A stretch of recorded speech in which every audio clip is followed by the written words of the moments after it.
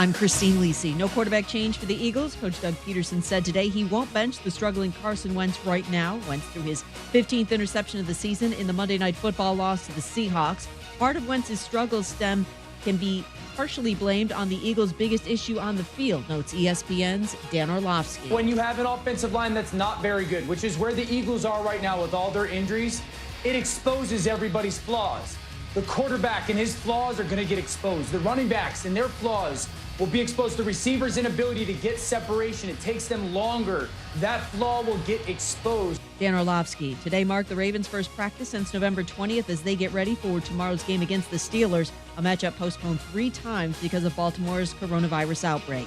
As they continue their playoff push, the Browns are getting back their star pass rusher this week. Myles Garrett activated off the reserve COVID-19 list, clearing the way for his return Sunday against the Titans. Second college football playoff rankings of the season will be released tonight, 7 o'clock Eastern on ESPN TV and the ESPN app. We're back on Wednesday, reacting to the latest college football playoff ranking. And speaking of rankings, hear me rank the NFL head coaching jobs that could be available. Wednesday on Keyshawn, Jay Will, and Zubin, 6 Eastern, ESPN Radio. Dun-dun-dun, dun-dun-dun.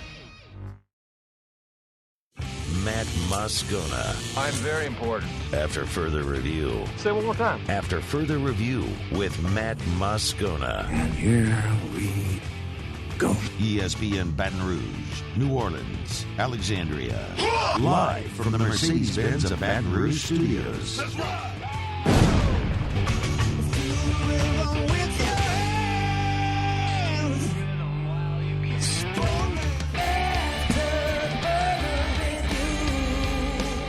And off we go. Welcome aboard. Glad you're with us, AFR, presented by Insurance Network of Louisiana. I'm Matt. I appreciate it, bud. Have a good one. Paul O'Neal. They're chanting Paul O'Neal's name. You suck. And Mr. Toby Topley.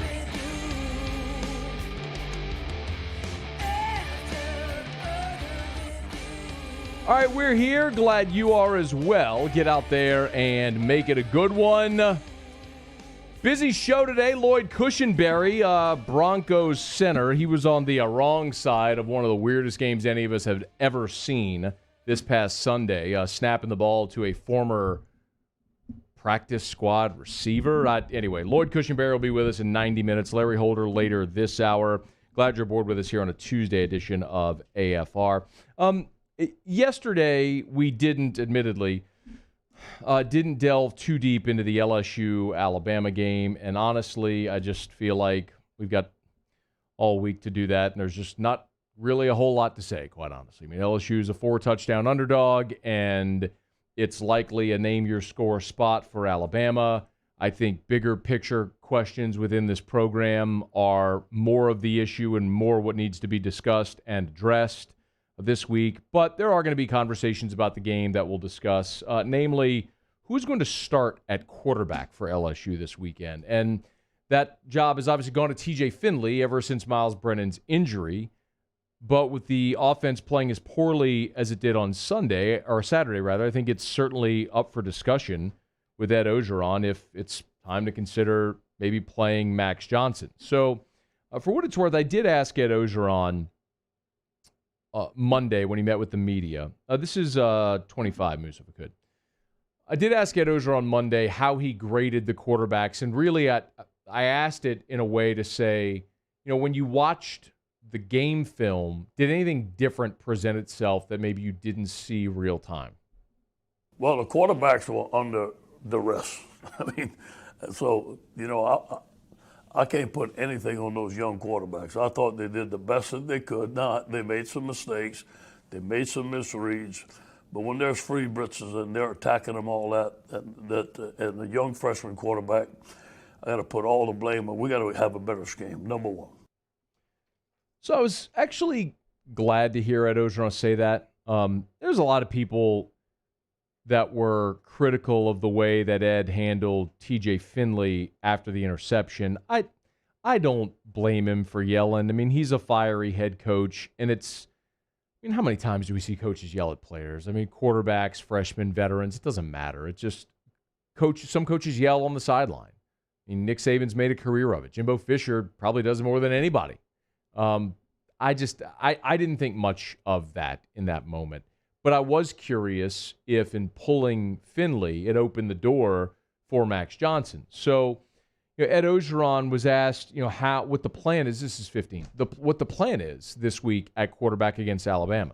Well, we're going to see the game plan throughout the week. It was the surface was wet. We thought that the only reason we pulled TJ was to put Max in and to try some quarterback runs, and we had planned that all week. And we thought that we could get that done, but we couldn't. So we're going to see this week. We're going to practice both of them, and then we're going to make that decision at the end of the week according to the game plan and what we need to get done on offense. So what the game plan is and what they're trying to get done on offense is going to be really interesting, obviously. And there's some thought, that you'd want to play Max Johnson because the offensive line has been so bad. You could suggest, hey, Max Johnson's the more mobile of the two, clearly the more mobile of the two. So as the more mobile quarterback, wouldn't you want to add a different dimension to the offense? But then do you really want to start a true freshman quarterback making his first career start against Alabama as a 4-touchdown underdog? It feels in many respects like you'd be setting him up for failure. So there is that sort of dimension to say maybe you do start the more mobile quarterback.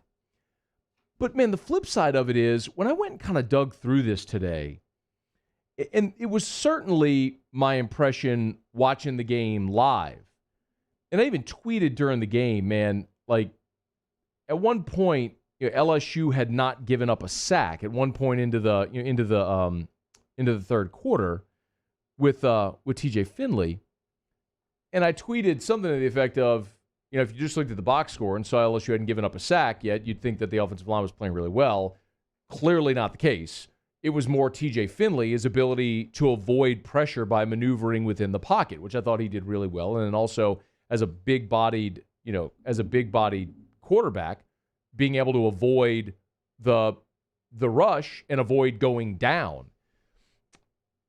So far in this season, TJ Finley has attempted 112 passes to just 46 for Max Johnson. Finley's thrown for a hair under 800 yards. Johnson, 285. Max Johnson's been sacked more than TJ Finley. Max Johnson's been sacked 5 times, Finley 3. In about a third of the snaps, Johnson's been sacked more. And part of it kind of makes sense. Finley is keeping his eye downfield, moving within the pocket, trying to get rid of the football. Johnson is tucking it and trying to scramble, and fast defenders are taking him down. I mean, the sack he took on Saturday, the 15-yard loss, was atrocious. I mean, the pressure was atrocious. I mean, he spun out of what would have been a 10-yard loss, kept going backwards, and then it ended up being a 15-yard loss. But sometimes that's what you also have dealt you whenever you have the mobile quarterback who is trying to use his feet to make something happen instead of staying within the offense, within the play. So I don't know what they'll do this week. My inclination is that they'll stick with TJ Finley, especially considering Ed Ogeron said, you heard him, that he can't put anything on the freshman quarterbacks because they were under duress all night, which they were. And that's actually really refreshing to hear him say that. The bigger issue this week, I don't think, is which quarterback's going to start, because I don't know that there's a huge difference with either of them in the way. I mean, they're stylistically, obviously, they're different. One is taller and more of a pocket presence. The other is left-hander and a little more mobile. But with respect to how they play, I don't know that one gives you just a massive advantage over the other. So maybe you just stick with the guy that's been starting already, and if he struggles, maybe at some point during the game you make a change if you think that that's what you need to sort of spark the offense. But look, man, even Liam Shanahan was part of the media availability today, and he talked about his notes from the offensive line film study from this past weekend, and it wasn't good. We struggled to get the run game going, which I talked about last week. I said that was going to be important for us to stay out of kind of their third and long situations, because I knew that they have a good defensive coordinator and good schemes. And in our pass protection, the way that we were designed our protections, we had seen a few of their tendencies, and they ended up breaking them, which is why you saw some guys getting run free, especially earlier in the game.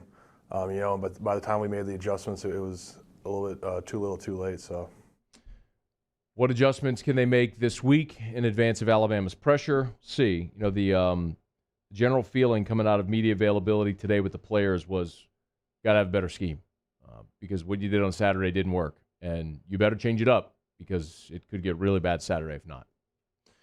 All right, we'll wait to see what Ed Orgeron decides as far as who the starting quarterback will be. Tomorrow, a Wednesday, of course, is the SEC coaches teleconference, so Ed will meet with the media on Wednesday morning. Then he'll have his radio show on Wednesday evening, so we should have some clarity on what LSU plans to do tomorrow. All right, it's after further review. We'll go around the SEC when we come back. Larry Holder will be with us at the bottom of this hour in about 20 minutes to talk some Houdat. And Lloyd Cushenberry, former LSU center now with the Broncos, who squared off against the Saints this past weekend. He'll be with us a little more than 1 hour from right now. Glad you're with us. It's AFR. AFR. Think real estate? Think Darren James. Agent225.com. Agent225.com. Commercial or residential, buying or selling. Call Darren James and get your home sold. Remember, you can start at agent225.com. Every home listed by every company, all in one place, right there at agent225.com. And working with Darren obligates you to nothing. It's one of the greatest things about working with Darren James. If at any point you're not thrilled with the results, thrilled with the process, the level of service you're getting, Darren will let you fire him, free and clear, out of the contract, no questions asked. So working with Darren obligates you to nothing. Call Darren James. Also, his Love It or Leave It program. Got to move within a year for whatever reason? Sell your home? Darren will sell it for free for his half of the commission. 335-7666. 335-7666 or agent225.com. And remember, think real estate, think Darren James. I've been doing business with Luba for 25 years. They're dependable, trustworthy. It's just the attention to detail with our clients. Our folks have years and years of experience. They're highly trained professionals, but many companies have that asset. What I'd like to think makes Luba a bit different is that we use those talents in a way that truly is dedicated to serving the needs of the folks who depend on us. If I built a van, it would do more than haul. It would carry my entire business. I'd make it available in dozens, make not thousands of configurations. It would keep an eye on my fleet. And an eye out for danger. If I built a van, I'd make it available in diesel and gas. And I'd build it right here in South Carolina. Introducing the all-new Sprinter, starting at $33,790. Built in the USA. Mercedes-Benz. Vans. Born to run.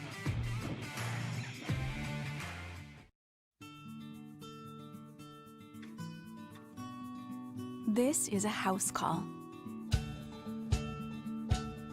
This is a follow-up appointment. This is a diabetes checkup. This isn't just more convenient care, it's more advanced care. This is innovating healthcare at Louisiana's #1 hospital, Ochsner. Gulf Coast Office Products is a nationally recognized Savin office equipment dealer based right here in Louisiana. Over 100 employees strong, Gulf Coast has the boots on the ground to support all vertical markets, from education, engineering, legal, and finance. With the latest in office technology, from desktop to production segment units, Gulf Coast and Savin have the perfect fit for you. Call 225-756-2644. That's 756-2644 for Gulf Coast Office Products.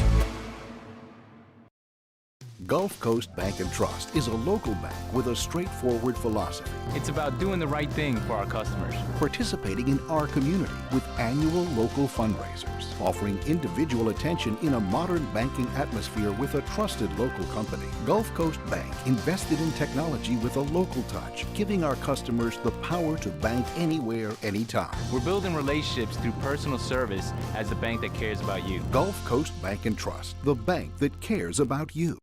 ServiceMaster Elite create clean, disinfected work environments.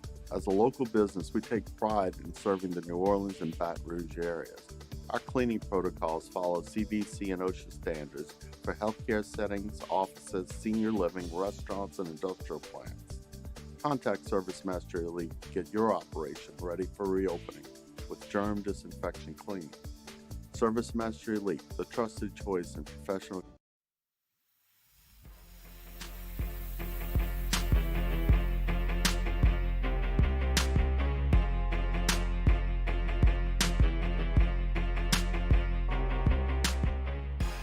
After further review with Matt Moscona, presented by Insurance Network of Louisiana. Call for a free quote to see how much you can save. 293-0450. After further review with Matt Moscona, ESPN Baton Rouge, New Orleans, Alexandria. No butterflies for me because I'm pretty much built for this. And then, of course, it's pretty different not having the full crowd. But it was pretty cool playing our first game, and it should be better throughout the year. That is LSU freshman sensation Cam Thomas after his home debut at the Maravich Center. Tigers beat Southeastern 96-43. Talk more about the game with Lee Feinswag 1 hour from right now, longtime LSU basketball beat writer. But let's just be honest about what this game was, man. Southeastern's a terrible team. Talked about it yesterday. They had lost in overtime to Purdue Fort Wayne. And then they got blasted in their other game against UAB. They lost by 25 in that one. So LSU beating Southeastern last night by 53 points. I don't know really what you can take away from it, but it is really fun to watch Cam Thomas play. I mean, he has lived up to the hype so far. I get it's been 3 games, but to debut at 27 and then 25, and then last night, led LSU with 21 points, 3 games, all over 20. He's been special, and he can score it from anywhere. He was 4 of 8 from 3. He was 9 of 10 from the free throw line. He can slash and finish. He can pull up from anywhere on the floor. Enjoy this guy. I mean, he's got one and done written all over him. So he's worth the price of admission. And if the price of admission is, pulling up the Watch ESPN app so you can watch the game, do it, because you're only probably going to get this guy for 1 season. Here was Will Wade on Cam Thomas last night, really what we've seen through the first 3 games. I mean, he's an incredible scorer. He's a really good player. He did a great job tonight getting to the free throw line, 9 of 10 from the foul line. That's what he does, just create contact, get to that free throw line. So, I mean, he's an incredible player. He's sitting down on defense and guarding too. I think he had 5 rebounds or so tonight. So he's a complete player, and he's so focused, man. We give a quiz before the game. I do it verbally now. And, I asked him about his matchup. I said, give me 1 strength. We had 3 strengths on the scouting report. He knew all 3 of them. Bang, bang, bang, bang, bang. I said, whoa, Cam, stop. I mean, he's just so laser focused and locked in on every detail of everything that goes into the game and goes into his preparation, just how he shoots every day. And he just has an unbelievable routine and a discipline to everything that he does. It's very, very impressive. Needless to say, they like Cam Thomas a lot. Tigers moved to 2-1. They'll play again on Sunday at home against Louisiana Tech. So we'll do a more recap of the game last night a bit later in the show, and we'll also talk about the game last night. The first 3 games of the basketball season with Lee Feinswag 1 hour from right now. All right, we got Larry Holder in 12 minutes, so we flip on Tuesdays. Right now, let's go around the SEC. Around the SEC, presented by Gulf Coast Office Products, excellence in imaging solutions. The Vanderbilt Commodores. Sarah Fuller is expected to continue as Vanderbilt's place kicker Saturday against Georgia. Vandy's interim coach Todd Fitch told reporters Tuesday Fuller is practicing with the team. She will be on the travel roster. None of the specialists who missed last week's game due to COVID-19 protocols have returned to the team, so she's still the only kicker. By kicking against Missouri, of course, Fuller became just the third woman ever to participate in an FBS football game and the first to participate in the Power 5. The Arkansas Razorbacks. Senior running back and team captain Rakeem Boyd has decided to opt out of the remaining 2 regular season games for the Hogs.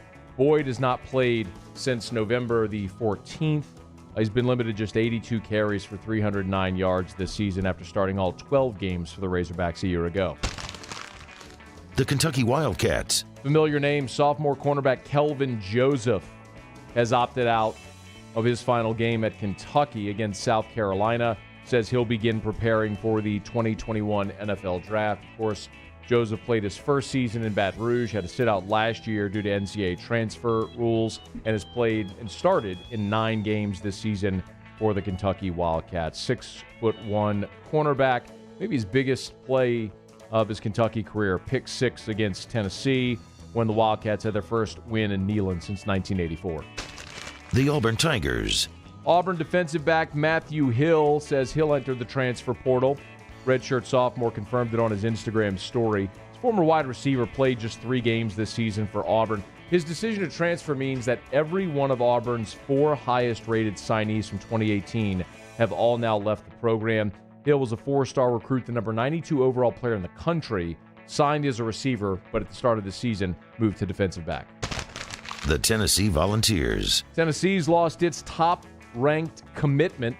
5-star linebacker Terrence Lewis decommitting from the Vols, the number 17 overall prospect in the country, and the top inside linebacker for the class of 2021. He is the second top 100 prospect to decommit from Tennessee in the last 5 days, joining cornerback Demarius McGee, who decommitted Wednesday. He is the number 89 overall prospect in the country. The Mississippi State Bulldogs. And State head coach Mike Leach has picked up another wide receiver commit. This time it's 3-star Rodarius Thomas. He becomes the 21st commitment for the Bulldogs class of 2021, 3-star receiver out of Alabama. 6'1", 185. He is the 5th receiver commitment for this class for the Bulldogs, the nation's 110th best receiver. Originally committed to South Carolina, then decommitted when Will Muschamp was fired. Okay, there you have it. That is Around the SEC, presented by Gulf Coast Office Products. Shout out to our guy Trey Beal and our friends at Gulf Coast Office Products online at gcopnet.com, gcopnet.com for Gulf Coast Office Products. If your business needs to stay more efficient, our friends at Gulf Coast Office Products can help you out. If you need any type of office equipment, Gulf Coast Office Products, they are the best. Baton Rouge, New Orleans, Mandeville, Lafayette, they got you. Gulf Coast Office Products, gcopnet.com, gcopnet.com. Speaking of Sarah Fuller, this was a really interesting piece done by Dennis Dodd over at CBS Sports. They asked several social media experts and marketing and branding firms what Sarah Fuller's social media value would be today. How about this? And so, this is theoretical, if the NIL, the name, image, likeness rule, were in place and she could make money on her social media accounts. Last week, before she joined the Vanderbilt football program, Sarah Fuller had roughly 1,000 Instagram followers. She's at 140,000 now. She was at about 1,500 Twitter followers. She's now over 40,000 Twitter followers. Jim Cavale, who's the CEO of INFLCR, it's a software platform for teams and athletes, said her annual projected social media earnings went from about $2,900 to $157,000 annual. Per post, before she took the field this last week, she could have earned about $65 per post. Now she could earn $7,500 per post on Instagram. This falls in line with a lot of the ridiculous numbers we've talked about in the past. Like Spencer Rattler, Dennis Dodd in this post mentions, before the season started, Spencer Rattler's social media worth annually would have been about $700K if he were able to monetize his social media accounts as an influencer. You want to know how? Because this is a big question everybody's asking right now. How do you prevent opt-outs? And, if you listen to the show, we saw this trend coming early in the season. When the season started, and then Kylan Hill opted out. If you remember, DeMonte Coxey from Memphis opted out and said, this is going to be a trend. As the season goes along, and as teams start losing and their goals are no longer in play, guys are going to jump ship. And you're seeing it. And just like guys leaving for bowl games, or Bosa a few years back when he was injured, decided just to sit out the whole season, get healthy, and get ready for the draft, I think this is here to stay. I think you're going, like, next year and beyond, this is going to be a thing. Elite athletes, elite guys, high draft picks, when they're not playing for anything material anymore, as far as a bowl game or a championship, they'll opt out in the middle of the season and just get ready for the draft. How do you prevent that? That's a big question a lot of people are asking. And I think this is part of it. I think the name, image, and likeness angle is part of this.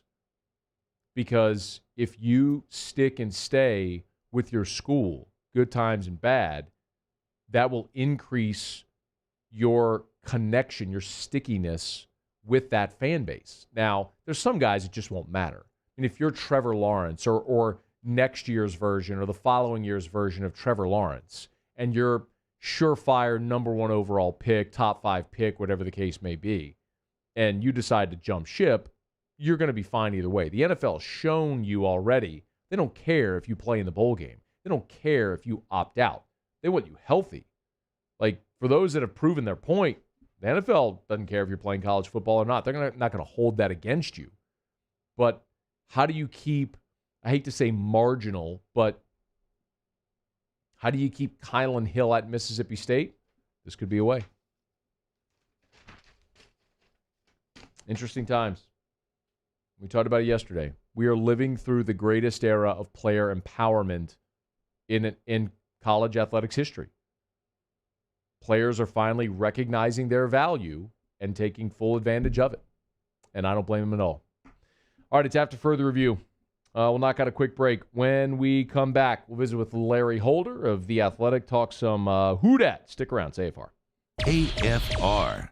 AFR is brought to you by the Baton Rouge General Hospital. Love telling you about the Baton Rouge General, man. They're just expanding healthcare in so many ways for the greater Baton Rouge area. They're online at brgeneral.org, brgeneral.org. That's where you can get the Baton Rouge General Hospital, where the Ascension Neighborhood Hospital and Emergency Room is now open. World-class care has never been closer, literally, in Ascension to everyone in Ascension Parish than it is right now, courtesy of the Baton Rouge General Hospital, Ascension Neighborhood Hospital and ER, right there on Highway 73. If you're coming up Airline toward I-10, it's on your right. You can literally see it from I-10. Cancer treatments, emergency room, heart and vascular center, pregnancy and childbirth, primary care and surgery. They have it all at the Ascension Neighborhood Hospital, the Baton Rouge General. brgeneral.org to learn more. Virtual visits are still available. So if because of COVID you're not able to get out, you're playing it safe, you need to see a physician, virtual visits are available at the Baton Rouge General Hospital. brgeneral.org. Gulf Coast Office Products is a nationally recognized Savin office equipment dealer based right here in Louisiana. Over 100 employees strong, Gulf Coast has the boots on the ground to support all vertical markets, from education, engineering, legal, and finance. With the latest in office technology, from desktop to production segment units, Gulf Coast and Savin have the perfect fit for you. Call 225-756-2644. That's 756-2644 for Gulf Coast Office Products.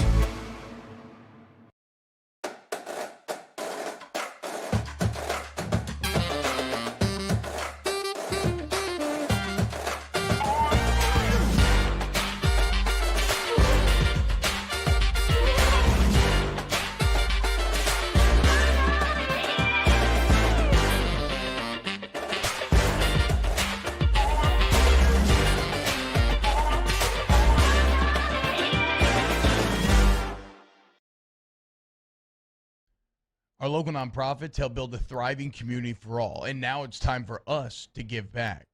So join us for 225 Gives on Giving Tuesday, December 1st, to build community and unite action. Learn more at 225gives.org. At All-Star Toyota, you get it all. If you're in the market for an all-new Toyota vehicle, come see our friendly and knowledgeable sales team at All-Star Toyota. Located in Baton Rouge at the corner of Airline and Goodwood, we've been serving our community since 2005 by offering a large selection of new Toyota cars, trucks, and SUVs. Get behind the wheel of your dream car and take a test drive at All Star Toyota today. This isn't just another day. It's so much more. Kelly's life was put on hold when her auctioneer primary care doctor discovered a rare blood disorder. Her doctor connected her to an auctioneer care team of cancer, heart, and kidney specialists. With multiple primary care locations around Baton Rouge, same-day appointments, and online scheduling, we're relentless about keeping you healthy. Auctioneer Baton Rouge, innovating healthcare for Kelly. T-Bob Hebert here with breaking news. Front to Back Boat Services is the shop to upgrade your boat tech this fall. With not one but two NMEA certified techs, who better to install your Panoptic sonar, your HD displays. You want to see the fish under the water before you even cast? They have that. Trolling motor you could control with your iPhone? They have that. So what are you waiting for? Get into Front to Back Boat Services right now. Upgrade your boat tech. Make your boating dreams come true. Front to Back Boat Services. Have you been issued a ticket for texting, speeding, or other traffic violations? Have you made a mistake? We all have. You're not a bad person. Call the law offices of O.C. Brown at 225-343-1111 or connect with us online at ocbrown.com.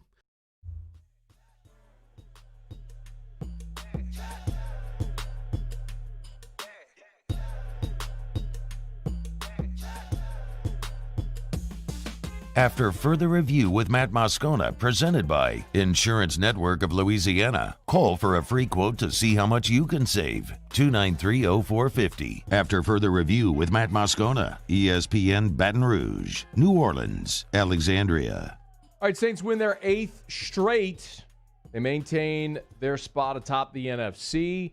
Now have a commanding lead in the NFC South. 2 wins clinches their 4th consecutive division title, which has never happened and would just be awesome, especially considering all the adversity faced the last 2 years.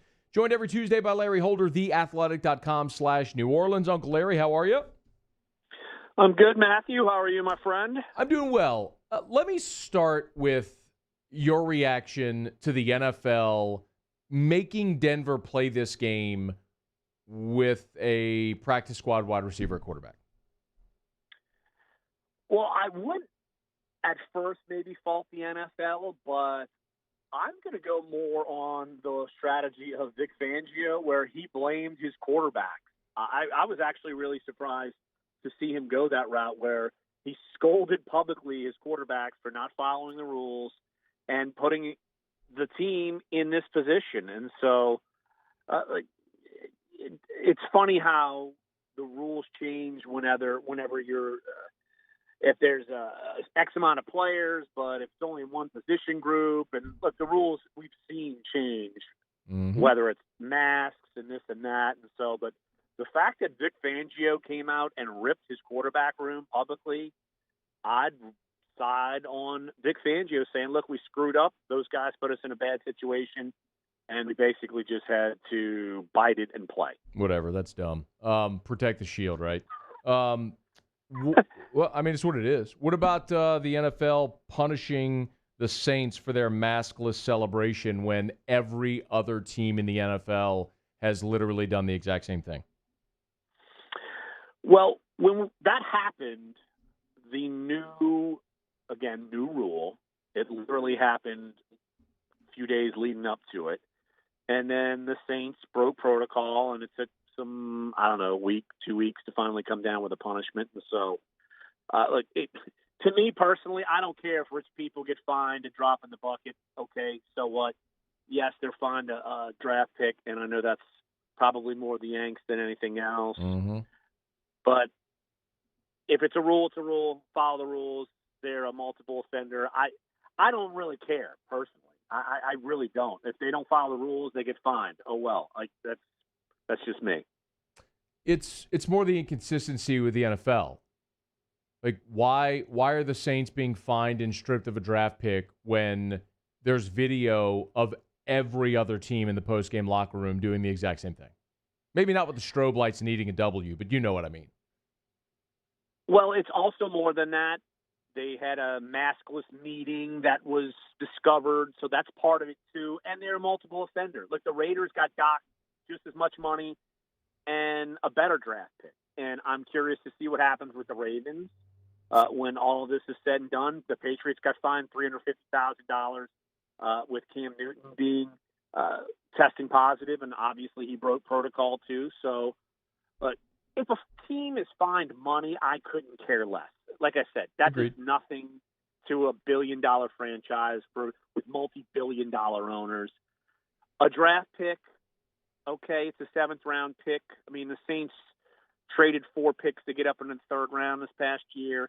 Then they got back and got Tommy Stevens in the 7th round, and they dumped it. So I'm really not going to fret about that. But I just think the NFL wants to avoid what is happening with the Ravens and the Steelers right now. It's been postponed 50 times. And now we have Wednesday afternoon football. I mean, that's pretty bizarre. The NFL sucks, whatever. All right, Taysom Hill, people thought he was really good against Atlanta. He was actually really bad for a half, and then they actually ran the Taysom Hill offense, and he was somewhat efficient. He was just not very good against Denver. What do you make of Taysom Hill's day? Well, his day wasn't great, for sure. It wasn't good. It was arguably very poor if you look at it as a pure passer thing. And I'm going to say I didn't say that he was actually, and I know you're not pointing the finger at me, but I didn't say he was very good. No, I'm not pointing the finger at you. No, I'm right. not. I know you're not. But I'm not going to say, oh my gosh, Taysom Hill is the starter after last week, and I'm not going to say he's the starter after this past week, if you know what I'm saying. So I'm looking at it more in the moment. The Saints need to win games. They make a game plan for Taysom Hill. It might be totally ugly. If they win games, they win games. Now, do we need to see more from him to convince you, me, and the civilized world that he should be the starter once Drew Brees leaves? Absolutely, 100%.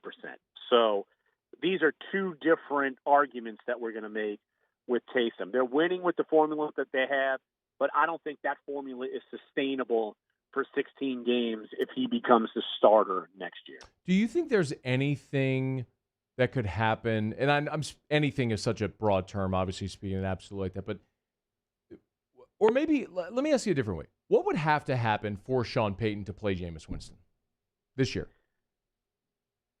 An injury? Okay. Or a Nate Peterman type 4-pick disaster, if you remember that. I mean, remember him because he was a Buffalo quarterback and he threw 4 picks in 5 passes, and it was awful. Yeah. It would have to take that. If Taysom Hill would have thrown 3 picks against Denver and the game was close or they lost, they'd be starting Jameis Winston this week. I'm fairly confident in saying that. And so that did not happen, though. And we need to see a complete face plant or an injury for Jameis Winston to see significant playing time. Because guess what? Jameis Winston, say against Denver, he would not have helped you running the football as far as using his legs, and he could have easily been more careless with the football than Taysom Hill. So I don't think Sean Payton would have gone that route. So injury or a complete face plant until Brees gets healthy, because then Brees is going to start. Larry Holder's with us on Twitter at Larry Holder, theathletic.com/New Orleans. You know what was really encouraging, obviously, was the offensive line, and you were without the left side of your line. Let me first start. What's the timeline for Teron Armstead's return? I think he's going to miss this week for sure. Again, it's the NFL and their COVID policy. It depends on when he is not showing symptoms and when he's able to get back. It's really complicated. So I would assume he would miss at least this week. Okay. And then he might be able to return next week. Let's just think in the same timeline as Emmanuel Sanders. He missed 2 weeks. Yeah. But it depends on when he tested positive. I think Emmanuel Sanders tested positive on a Thursday. Teron Armstead tested positive on a Saturday. I mean, that's a 2-day buffer. So assume he would miss this week. I would just assume he'd miss the next week, and if he comes back and is able to play, okay. But look, you're right in the sense that the right side of that offensive line, I mean, they played to that side the entire time on purpose, just because you have Ryan Ramczyk over there, and even though Ruiz is still a little shaky at that spot, they were trusting Ryan Ramczyk, and that's why both touchdown runs were on that side. And even the Broncos were playing that side, and they still couldn't stop him. What did you make of Hurst and Easton on the left side? Because if that's what it's going to be again this week, because we don't really have an update on Pete as of yet. Wait till injury reports come out. But I'm curious how that might look this week going to Atlanta. It's certainly going to be different because they're going to be pass blocking more, and you didn't see that in this game. I mean, it's hard to make major judgments about this past game because it's the most bizarre, random kind of game ever. So, look, I still think Hurst is a viable backup at left tackle. I think Easton has played better than Cesar Ruiz, like so much so where I thought he would supplant Ruiz in the starting lineup if Ruiz was playing poorly. But we don't know about Pete. We got to wait to see if he's able to get back from his concussion. And if he's ready to go, he's going to start. Now, will he start at left tackle? I think that's an interesting thing that we need to watch because Hurst and Pete, they can both play that spot.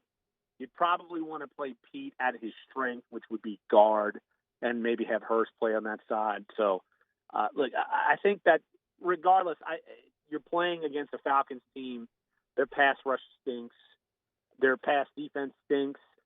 And it's easier for the Saints to protect against Atlanta and maybe against someone like Denver or Philadelphia. Well, they got Philadelphia coming up next week in Philly, and that is an absolutely dreadful offensive football team.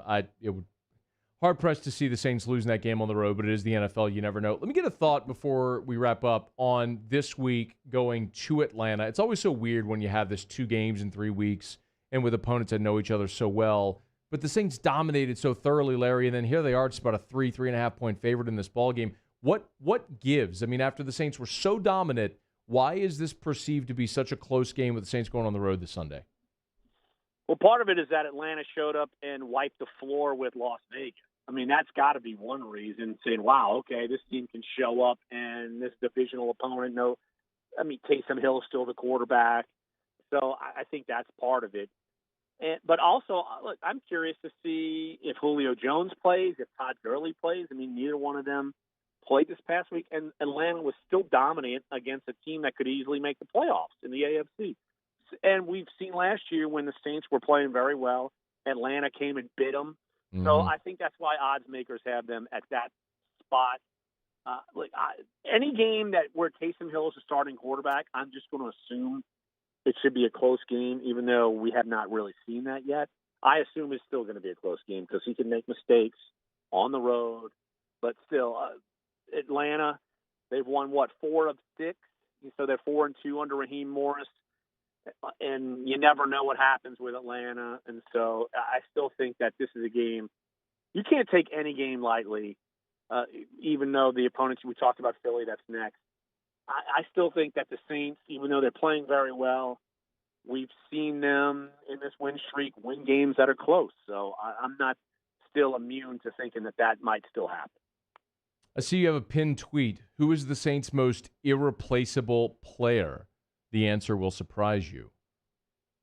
So who is the Saints' most irreplaceable player? The surprise is they don't have any anymore, which is why they've won 8 in a row. You'd say Drew Brees was irreplaceable. Well, they're 7-0 without him the last 2 years. Oh. Michael Thomas, you'd say him. Well, they've won a heck of a lot of games without him.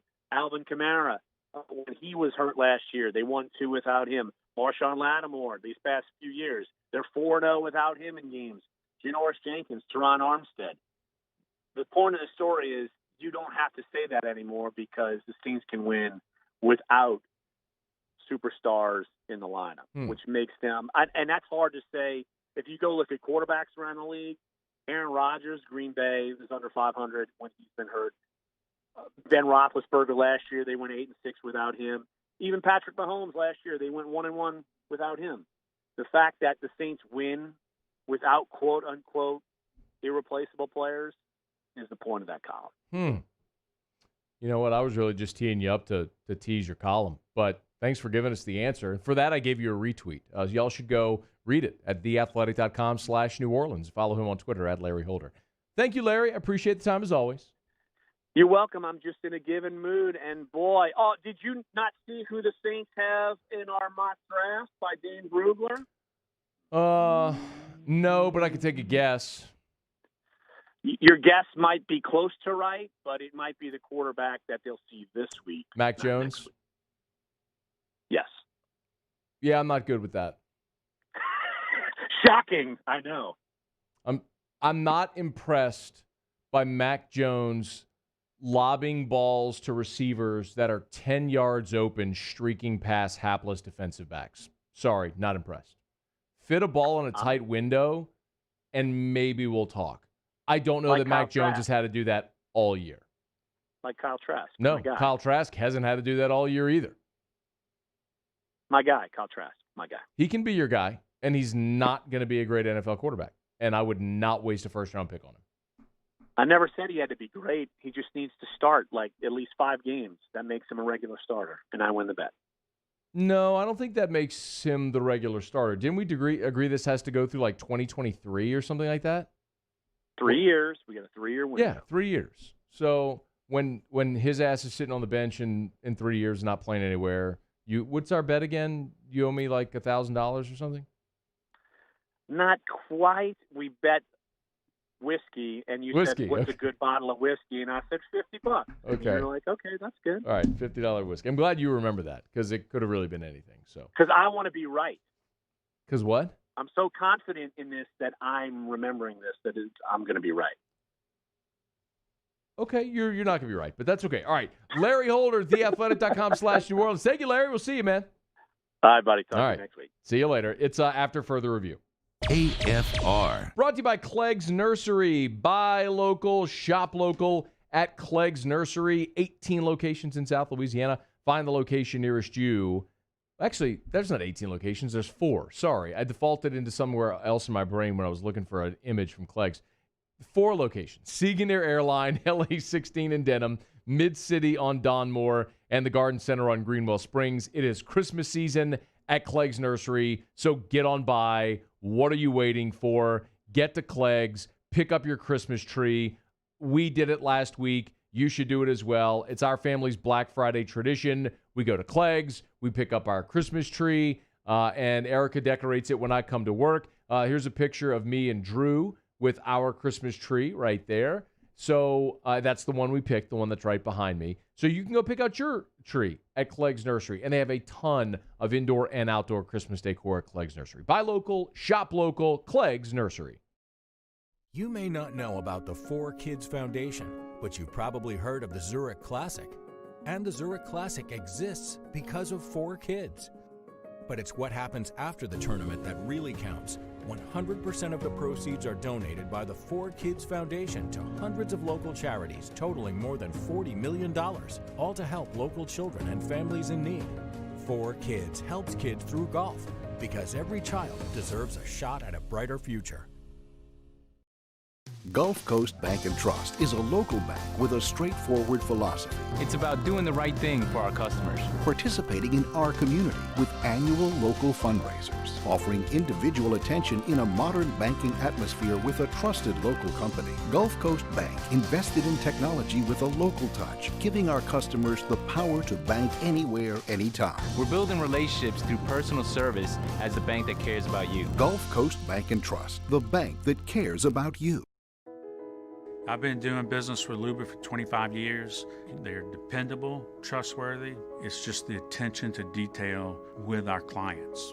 Our folks have years and years of experience. They're highly trained professionals. But many companies have that asset.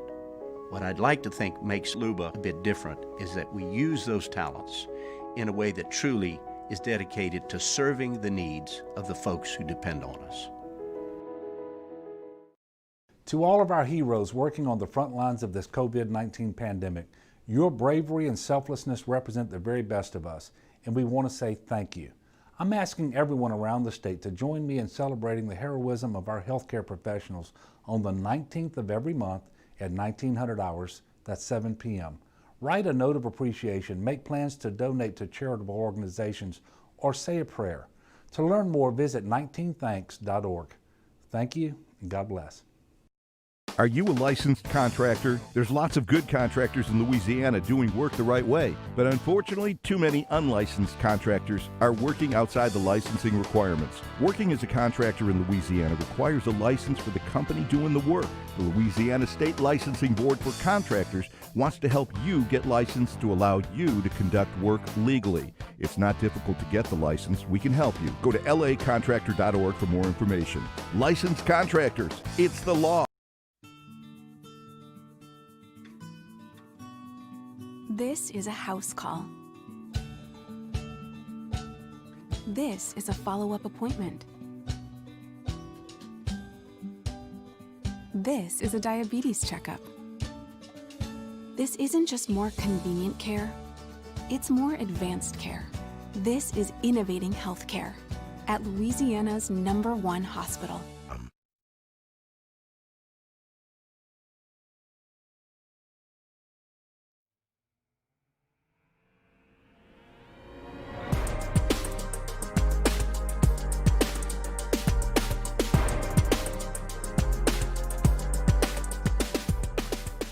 After further review with Matt Moscona, presented by Insurance Network of Louisiana. Call for a free quote to see how much you can save. 293-0450. After further review with Matt Moscona, ESPN Baton Rouge, New Orleans, Alexandria.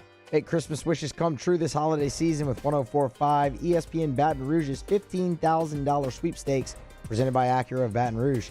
Sign up now at 1045ESPN.com for your chance to win $15,000. 104.5 ESPN Baton Rouge. Mike Tyson acknowledged that he was high when he fought Roy Jones Jr. this past weekend. Not surprising, Tyson, who says he regularly smokes tens of thousands of dollars in weed every single week. That's kind of impressive. But he says just who he is. Well, the matchup this past weekend ended in a no decision, and apparently more washed-up boxers are trying to capitalize on this idea, including the man responsible for the greatest upset in the history of the sport, James Buster Douglas, who knocked out Mike Tyson back in 1990 in Tokyo, was talking to USA Today, and they asked him if he wanted Mike Tyson, and he said, yeah, he wants to fight Mike Tyson. He would like a rematch. They never rematched after Buster Douglas beat Tyson back in February of 1990 at the Tokyo Dome. And Buster Douglas said he still works with amateur boxers in his hometown of Columbus, Ohio. And he's 60 years old. Iron Mike is 54. Buster Douglas is 60. And Buster Douglas says he could be ready to fight in 6 to 8 weeks. So just let him know. Kevin McBride, against whom Tyson had his last professional fight back in 2005, when Tyson refused to come out for the 7th round. That was back in June of 2005. Kevin McBride said he would like to fight Mike Tyson also. Quote, I was sad to see him quit on the school. I'd love to finish it in the ring one way or another. Is geriatric boxing something that you're down with? I need some feedback. Musa, give me my Freak Jury music. This is easy. Yes or no, if you're not familiar with how Freak Jury works. You call. We don't screen you. You just say yes or no. Do you want to watch geriatric boxing? I mean, Tyson Roy Jones, I did not waste my money on it, by the way. And you know I'm a fight fan. It is easy. 499-1045. 499-1045. We don't screen you, but don't curse because we have an 8-second delay. And if you try to be an idiot, we'll cut you off. So just call and say yes or no. Do you want to watch geriatric boxing? Muso, yes or no? No. Paul, yes or no? No. I watched Tyson Buster Douglas back in 1990. 30 years later, do I want to see the rematch? course. Not really. All right, geriatric boxing, yes or no? No, not yet. Doesn't get it. Like, every time. Every time. I don't want your explanation. I just want a yes or a no. Geriatric boxing, yes or no? No. Geriatric boxing, yes or no? Yep. All right. He's in. He was excited about it, too. He bought the last fight. And he'll do it again. He did. Geriatric boxing, yes or no? No. Okay. We're 1-3. That sounded like Hanny. It wasn't him, but it sounded like him. Geriatric boxing, yes or no? No.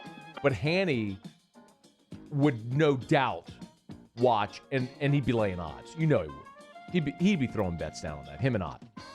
Ott for sure. Geriatric boxing, yes or no? No. All right, we've only got the one guy so far. It's going to be lonely for that guy in his house. Hey, you want to come over and watch geriatric boxing? Why not, man? It's awesome. Geriatric boxing, yes or no? No. Geriatric boxing, yes or no? No. Wow. Oh, and a lady. Hey, it's a lady. Geriatric boxing, yes or no? No. Only the one guy. Now I kind of want to bring that one guy back and be like, why are you the way that you are? Sportscenter coming up. AFR. Brought to you by GMFS Mortgage and GMFSmortgage.com. Changing lives since 1999. That's our friends at GMFS Mortgage and GMFSmortgage.com. We're talking about changing your life financially. And right now, because of the COVID crisis, the Fed has lowered interest rates to historic levels. Literally, they've never been this low. There are people who bought or built a home within the last year or two that have been able to refinance at a lower rate, lowering their monthly mortgage payment, lowering their interest rate, and lowering and saving thousands over the life of their mortgage. Think about that. All the interest that you'd pay over the life of your mortgage, if you can cut that number by thousands. Refinance, change your life today, GMFS Mortgage, GMFSmortgage.com. Home buy, refi, construction loans, they do it all at GMFS Mortgage. Online, GMFSmortgage.com. I've been doing business with Luba for 25 years. They're dependable, trustworthy. It's just the attention to detail with our clients. Our folks have years and years of experience. They're highly trained professionals. But many companies have that asset. What I'd like to think makes Luba a bit different is that we use those talents in a way that truly is dedicated to serving the needs of the folks who depend on us. Toyotathon is happening now at Corval Toyota in Opelousas. Get into a 20 Camry for $297 a month. So come on down to Happy Town for Toyotathon. That's Corval Toyota in Opelousas. Happy Town, USA. Gulf Coast Office Products is a nationally recognized Savin office equipment dealer based right here in Louisiana. Over 100 employees strong, Gulf Coast has the boots on the ground to support all vertical markets, from education, engineering, legal, and finance. With the latest in office technology, from desktop to production segment units, Gulf Coast and Savin have the perfect fit for you. Call 225-756-2644. That's 756-2644 for Gulf Coast Office Products.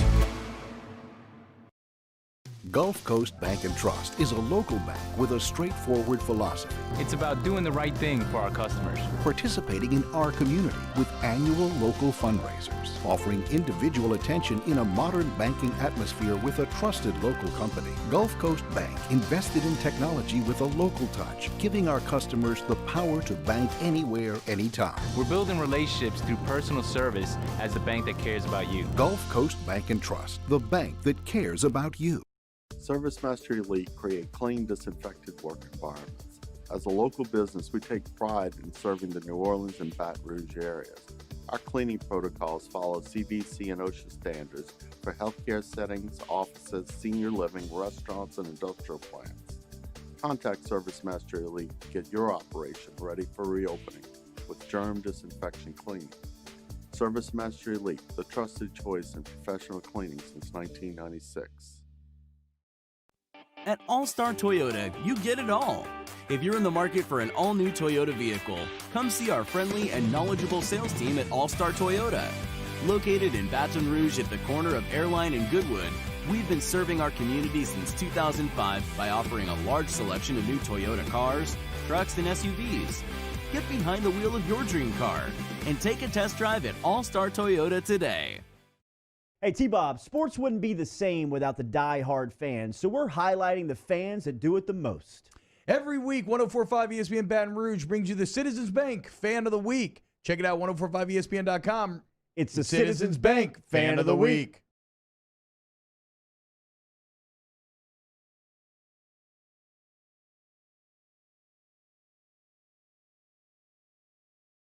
Callahan Injury Lawyer. This is Sportscenter. I'm Christine Lisi. Another rough performance by quarterback Carson Wentz isn't leading to a quarterback change for the Eagles just yet, according to Coach Doug Peterson. Peterson adding that he alone would make any call on any change in the future. Philadelphia in the chase in the NFC East race can't turn to rookie Jalen Hurts now, believes ESPN 98.7 co-host Chris Canty. You can try to throw him in the lineup and you can hope for a spark, and I think to a degree that's what the Eagles organization is doing. But he's not rated. Jalen Hurts does not present the best opportunity for you to win games right now in a very winnable division. Chris Canty with Keyshawn Johnson, Jay Williams, and Zubin Mehenti. The Eagles are half game back out of first in the division. Fourth-ranked Ohio State resuming activities today. OSU pausing activities last week, and last Saturday's game was canceled because of a COVID-19 outbreak in the program. Buckeyes need to play this week at Michigan State and next week against Michigan to reach the 6-game minimum required to qualify for the Big Ten championship game. Second college football playoff rankings of the season will be unveiled tonight exclusively at 7 Eastern on ESPN TV, as well as the ESPN app. We're back on Wednesday, reacting to the latest college football playoff ranking. And speaking of rankings, hear me rank the NFL head coaching jobs that could be available. Wednesday on Keyshawn, Jay Will, and Zubin, 6 Eastern, ESPN Radio. Dun-dun-dun, dun-dun-dun. Matt Moscona. I'm very important. After further review. Say it one more time. After further review with Matt Moscona. And here we go. ESPN Baton Rouge, New Orleans, Alexandria. Live from the Mercedes-Benz of Baton Rouge studios. That's right.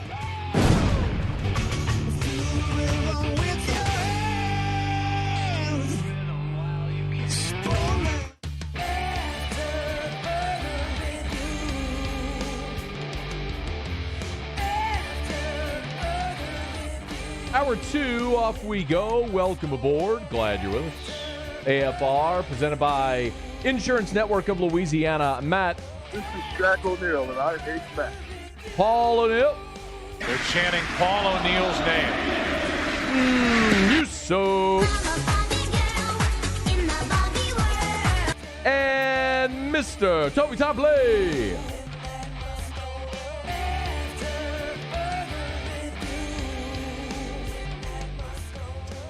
All right, we're here. Glad you are as well. Get out there and make it a good one. My goodness. Last night on Monday Night Football, did you happen to see it? There was a bettor who had the Seahawks laid a $500,000 bet on Seattle -6.5. Did you see how the game ended?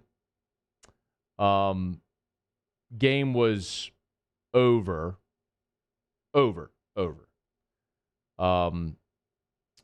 Eagles, impotent all night offensively, decide with a minute left they're going to go, keep trying. Carson Wentz does a Hail Mary. It's deflected and caught in the end zone for a touchdown. Now, a PAT, just a kick, and it's 7. And you cover the 6.5 if you had Seattle. If you're the guy who wagered $500K. But as you probably know, the Eagles, they didn't kick the PAT. They went for 2. And nailed it. Spread them out, draw play, 2-point conversion. Your boy who had Philly cover, winner, chicken dinner. But that poor bastard who laid 500 large on Seattle. Like, can you imagine of all, like, there's been awful bad beats, like all-time bad beats. But a bad beat when you're playing with $10 or $100 or whatever or something. When you eat a bad beat after laying $500,000 at the counter, how do you ever get over that? I have a buddy that was a really good blackjack player and had won and then lost like $37,000 in one night. Like, he had won it and then just kept playing, kept losing. And it was just, he just was circling the toilet bowl and couldn't get out, and he lost it all. He went into the bathroom at the casino and threw up. He vomited. I mean, can you imagine losing 37? Like, if you're a normal person, like, that's an enormous amount of money. Maybe if you're the guy who can wager $500K, it's not as big a deal. Maybe. But one thing I know about rich people, and I know some rich people.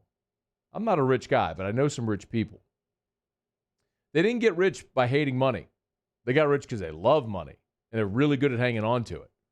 So I don't think they're super cool with losing $500K. Whew. Hanny was so ticked. Did you see him when he walked out of here? Yeah, he was mad at you. I was gloating on Twitter last night. I think I just tweeted Philly plus 6.5 with a money emoji. Never a doubt. That's what I tweeted. The never a doubt puts it over the top. That makes that a good tweet. What was really the other kicker? And I messed with T-Bob on Saturdays. So for those who don't know, T-Bob Hebert, who hosts Off the Bench mornings here on 104.5 ESPN Baton Rouge with Jordy. T-Bob has a segment on Fridays that he calls the Degeneration Dome. And he's got 3 gambling experts that come on and give their picks. And the gag is that they've been awful. Musso, you produce that show. So, like, what's their records? I mean, they're all like... I think they have like a combined 80 losses up to this point now at some point. But how, like, put that into perspective. How many wins? 40? Like, Ott... They're way below 500. I heard Ott the other day. It was like 7-22 on the year. Something like that. Is that right? 7-29? He's worse. Ott has at least like 30 of the losses by himself. Okay. So these are like experts, and they all, like, if you would just bet against them, you'd be so wealthy right now. Just bet against them. It's Ott, it's Ben Mintz, and Megan Making Money from FanDuel. It's a great segment. It really is. But so every Saturday, I jab T-Bob, and I'm like, hey, you should let me in the Degeneration Dome because I'm winning. Like, I'm having an uncanny year. We don't really talk gambling on this show much. That's for Ott. And it's cool. Like, I pay attention to the point spreads, and I like to throw $10 at the game here or there. But, like, I'm having an uncanny year. And, like, when you win a game like that, you have a horseshoe up your ass. That's just what it is. On Saturday, I had Texas Tech. Did you see how that game ended? No, actually, I didn't. It's 50-44. Texas Tech gets Oklahoma State's winning 50-44. It was 50-31. Texas Tech comes back and rallies and scores twice to cover the number, which is 11. Oklahoma State has the ball. Running back, Texas Tech's playing at the line because they're trying to come over the stop. Running back breaks through the line at midfield, and there's no defender there. He's just running.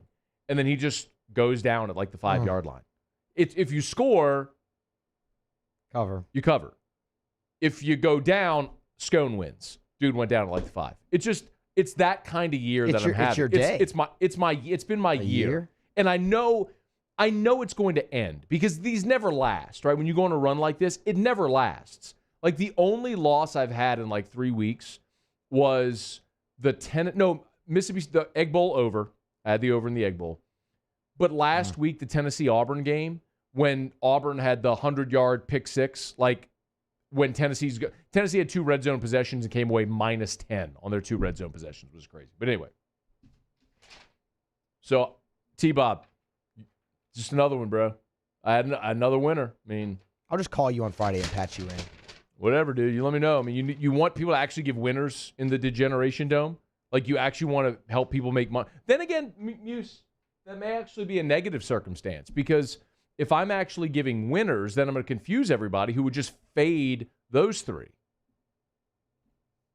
You know, if you just bet the opposite of what they all give you. Or you bet what you say, fade them, and just really clean up. No doubt. That's a really good idea. Okay. By the way, Denver's quarterbacks have all tested negative, and they can all return to practice on Wednesday. Rippon, Bortles, and Drew Lock. Some of you misinterpreted what I said yesterday with the NFL screwing Denver, which they did. But that was not in any way to be dismissive of the Saints. I also said it's the NFL. It is very hard to win in the NFL, and you never make apologies for a win in the NFL. That said, the NFL did screw Denver. I mean, they've moved the Baltimore-Pittsburgh game like 8 times. They're going to play it at 3 o'clock or 2:40 in the afternoon on a Wednesday just to make sure Baltimore had their complement of players to play. Back in October, if you remember, they shuffled 8 games involving 9 different teams because of what happened in New England and Tennessee. It affected the Chargers, Dolphins, Jags, Jets, Chiefs, Bills, all impacted. Like, the NFL did this whole shuffle because of that. Like, the NFL has bent over backwards to try to maintain fair, equitable scheduling amid the COVID pandemic, and Denver had to run a practice squad receiver out there to play quarterback. They got screwed. Sunday was not an NFL product, and that's a shame. It is. When you try to maintain competitive balance, and that's what you throw out there, it was just a disgrace. And all of these quarterbacks, not surprisingly, have all continued to test negative because, none of them had COVID. But whatever. Saints win. Make no apologies. 8 in a row. You're 9-2. You're atop the NFC. Keep on rolling. All right, after further review, let's talk some hoops. Lee Feinzoll will join us next. Hoops and beer. Bottom of the hour, former LSU center Lloyd Cushenberry joins us. He was, unfortunately for Denver, on the field on that game on Sunday. It's AFR. AFR. Brought to you by Carriages in Bocage. CarriagesBR.com. CarriagesBR.com. Or go see them in the courtyard in Bocage Village, where they've been for 30 years. Man, they started as a children's clothier as their clientele grew up. Well, they continue to grow up with their clientele. They are the #1 men's clothier in Baton Rouge. Not me saying it, you saying it, in the Best of 225 awards year after year after year. And look, we've had freezing temperatures. It was in the 20s last night. If you need that Barber jacket, if you need Faraday brand flannel, say that 10 times real quick, they've got you over at Carriages in Bocage. All the names and brands you know and love with the best selection, the best in-house tailor as well. If you want a custom suit or sport coat, they can do that. Quarter zips, vests, jackets, button-ups, slacks, accessories, shopping for the holidays, Carriages in Bocage. Check them out, Carriages in Bocage or carriagesbr.com. Le posso offrire un caffè? Le posso offrire un caffè? Andiamo insieme da me, non c'è. Call Mr. Electric today for electrical repairs, upgrades, and installations. Gulf Coast Bank and Trust is giving our customers the power to bank anywhere, anytime during this challenging event. And we're right there with you. Our mobile banking app is a smart way to manage your money and time. Gulf Coast Bank and Trust, the bank that cares about you. Our local nonprofits help build a thriving community for all, and now it's time for us to give back. So join us for 225 Gives on Giving Tuesday, December 1st, to build community and unite action. Learn more at 225gives.org. This isn't just another day. It's so much more. Kelly's life was put on hold when her auctioneer primary care doctor discovered a rare blood disorder. Her doctor connected her to an auctioneer care team of cancer, heart, and kidney specialists. With multiple primary care locations around Baton Rouge, same-day appointments, and online scheduling, we're relentless about keeping you healthy. Auctioneer Baton Rouge, innovating healthcare for Kelly.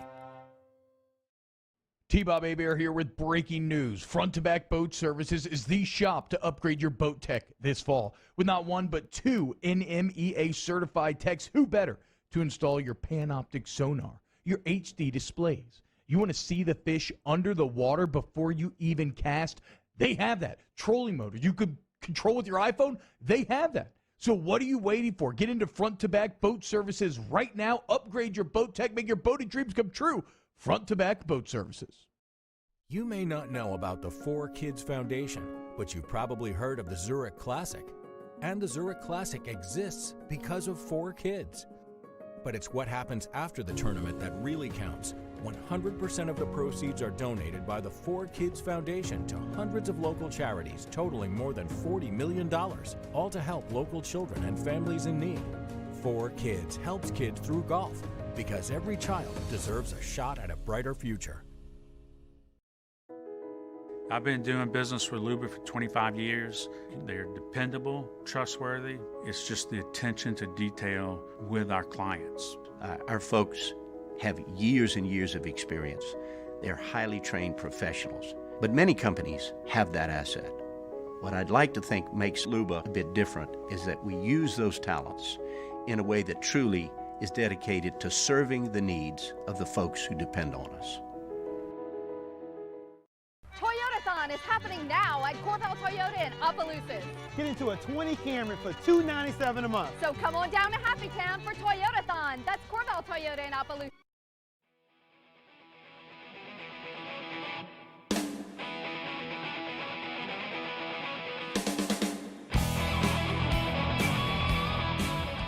After further review with Matt Moscona, presented by Insurance Network of Louisiana. Call for a free quote to see how much you can save. 293-0450. After further review with Matt Moscona, ESPN Baton Rouge, New Orleans, Alexandria. A little bit of breaking news here. LSU three-star defensive lineman commit Anthony Hundley is now three-star defensive lineman decommitment Anthony Hundley on his Twitter account just a bit ago. Thanks Coach Ozeron and Bill Johnson and the LSU staff for their recruitment.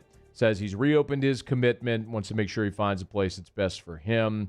Taking a couple of weeks to make his decision, graduating early, and he says I'm open everywhere. So Anthony Hundley no longer committed to LSU. I'll remind you, yesterday Shea Dixon was with us. If you missed this, that interview's online at 1045ESPN.com on demand, and also on the After Further Review YouTube channel if you want to check out our interview with Shea.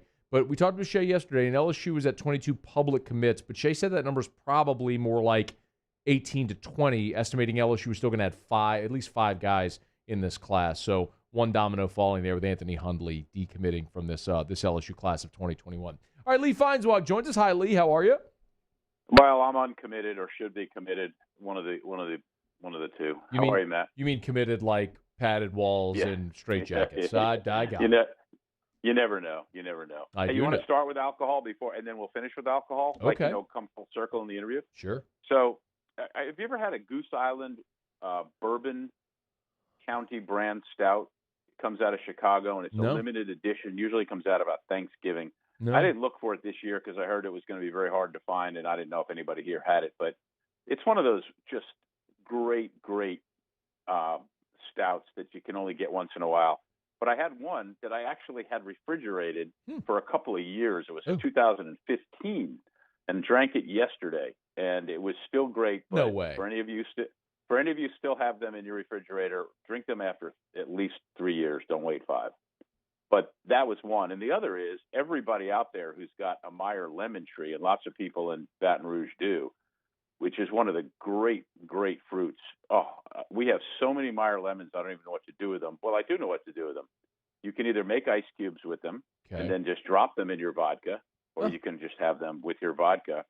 And they make an excellent counter for margaritas. But, Meyer lemons are just so good. Okay. So it's just a little. You drank a 3-year-old beer? Liquor tribute. Oh, it's a 5-year-old beer. It was a 2015. Oh God, 5 years. Yeah. That didn't get skunky. No. It lost something in there. It wasn't as good as. I mean, I had that same 2015, probably in 2015. Okay. But yeah. So if any of you, I don't know if anybody knows of any around here, the Goose Island Bourbon County brand stout. It's a fabulous once a year limited edition, and sometimes in Louisiana we get them. I haven't looked for it in a couple of years. Okay. All right. But don't wait 5 years. Don't do that. LSU hoops, man. You always say that you need 2 games. You could watch 2 games and tell you how good a team's going to be. So this team's played 3 times. How many of the 3 have you watched? All three. Okay. And, okay, so they should have taken batting practice against SIU, the wrong SIU, Edwardsville.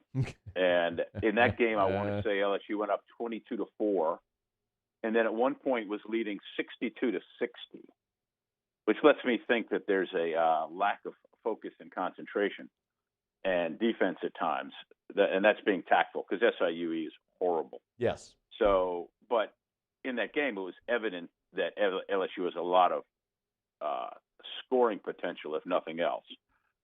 And then at the end, LSU made a better game out of it at St. Louis against those Billikens than I thought. There was a lot of positives to be taken from that, even though it's a loss. St. Louis is good. That's a nice team. And then last night, watching that against Southeastern Louisiana, that was nothing but batting practice. They could have tripled the score instead of more than just doubled it. LSU has a lot of thoroughbreds, guys who can run and get down, up and down, and they don't seem particularly committed to running any kind of offense. How the game comes out doesn't seem to really matter to them yet, and that's not necessarily fair to say because it's so early. So, you got, looking at the schedule ahead, you got Louisiana Tech, South Florida, New Orleans, North Texas, VCU. I mean, at what point in there do they get super challenged? And then the conference opens December 29th. I'm looking at a team that goes over 500 in the league, but gets way better towards the end of the season because you got young players. You got guys who can play a lot of individual offense extremely well. And so the obvious one that comes to is Cameron Thomas, right? I mean, I assume you're going to ask me about him. He's good. He's good. He gets it. I want to see him play defense in a game that matters in the SEC. I want to see how he performs in a half-court offense in crunch time when the time comes. But he's a really, really nice young basketball player with fabulous offensive skills. And then the next question you would ask me. Wait, don't leave, ahead? No, don't leave Cam Thomas yet. So give me a comp for him. Does he remind you of any other player? That's the question. What? That's what I was gonna lead right into. I said, I know you're gonna ask me, who does he remind me of? Okay, go ahead. Yeah, physically. And so I try to think, all right, who does this guy remind me of at 6'4", 210 pounds? He's just a rock solid, good athlete. Okay, he's the last time they had a point guard was the guy. I'm blanking on his name, from Slidell at 6'4" and was built like a linebacker. Played at the end of Brady's career. Come to you? Geez, I'll look and see. On the Final Four team? No. He was not. He was not of a Final Four caliber. I mean, Brady was gone a year after the Final Four. Yeah, let me look real quick here. No, just go ahead. Go on with your. Yeah. So I thought to myself, all right, who does this guy? Torres Bright. That's who we were talking about. That's what I was, making a physical look. Torres Bright was before the Final Four team. Yeah, I know, but I mean, 6'4", built like a linebacker. Okay. Real good athletic skills, but certainly you said, not. I'm sorry, you confused me because you said he was at the end of Brady's career. Yeah, earlier on. Yeah, okay. Anyway, sorry. so Cameron Thomas at 6'4", 210. I mean, that's very impressive for a freshman, for a guy who can handle the ball like him. Skills-wise, the guy who might have been in the recent past like that was Antonio Blakeney, also 6'4". Remember, he could fly at big time. And I didn't know this until I started looking up just to double check and make sure I was remembering properly. Antonio Blakeney is playing for the Jiangsu Dragons of the Chinese Basketball Association. Because he had signed a two-way deal with the Bulls and actually was in the league for a while. Yeah. I hope he's making fabulous money and working on his language and culinary skills. Good. And having a good time. But he was, he was nicked up a lot while he was here. He was a really, really good athlete. Yeah. Really, really good athlete. And I'm not sure, did he also go to Oak Ridge Academy? I don't know. But anyway, back to Cameron Thomas. He's really, really good. I like him a lot. and he's fun to watch. He can do a lot with great offensive skills. What'd you think about Sharif O'Neal? I haven't seen enough of him, and he's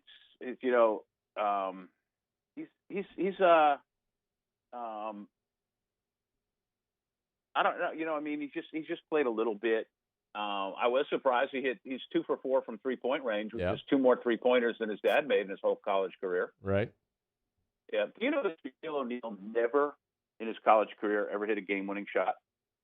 He had one opportunity, and it was against Villanova, and he went up and hit the rim on the way up with the ball. That was the only time that he ever had a chance. Yeah, no, he got blocked by the rim. He never had a game-winning shot. But fierce rebounds by Sharif O'Neal. Yeah. One thing about he doesn't have the LSU team has a very nice assist to turnover ratio. 47 assists to only 30 turnovers, and is shooting just incredible. Shooting almost 40% from 3-point range. Yeah. Yeah. But I'm skeptical of a team that can allow Southern Illinois Edwardsville to get to 62-60.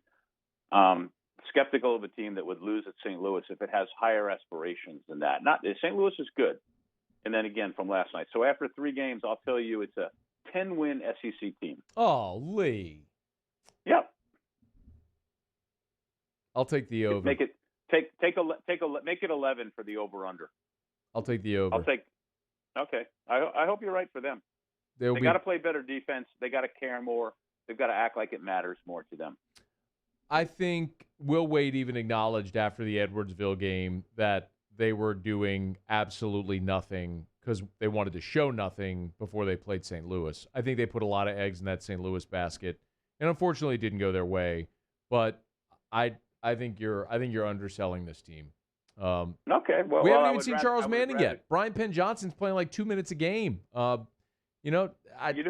much improved as a basketball player is Trendon Watford.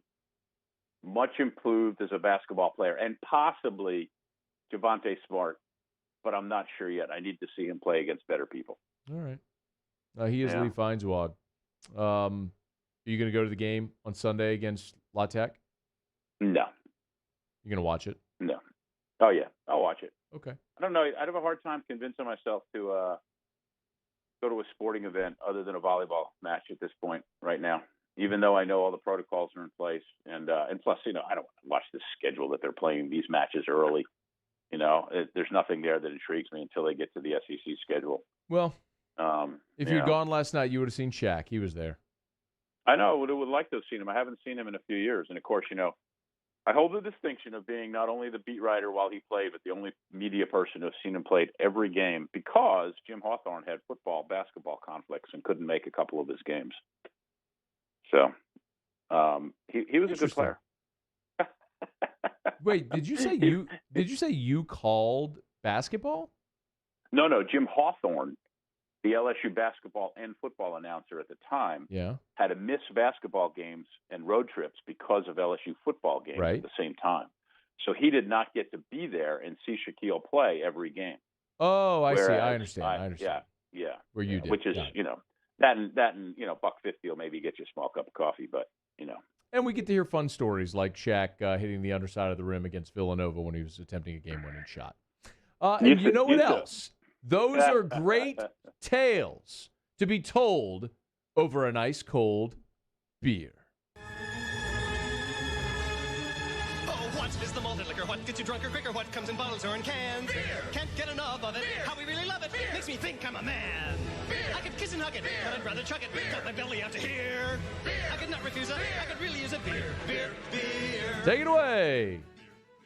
Well, Matt, you know what a fan I am of Dogfish Head Brewery out of Delaware. And I can drink their IPAs, and I'm not an IPA guy because they're so good. And they have so many creative beers.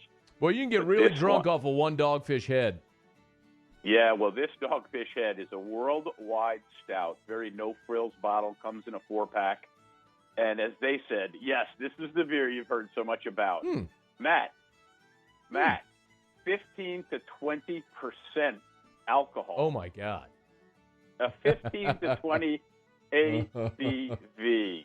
And it's out there. And I laugh because they go, they have these recommendations. Glassware, snifter, well, of course. But cheese pairing, midnight moon goat cheese, which sounds like something out of the Monty Python cheese skit. Yes, give me goat cheese. Yes, food pairing, chickpea falafel, lamb sliders, short ribs, IBA 5-onion soup, bacon chocolate cheesecake. I got to go eat with these guys. I want to go there. Forget drinking. Nonetheless, from their game notes, and let me tell you something seriously. This is a grown-up's beer. This is serious. Brewed with a ridiculous amount of barley. Worldwide stout is dark, roasty, and complex. This ageable ale clocks in, and don't let it sit 5 years.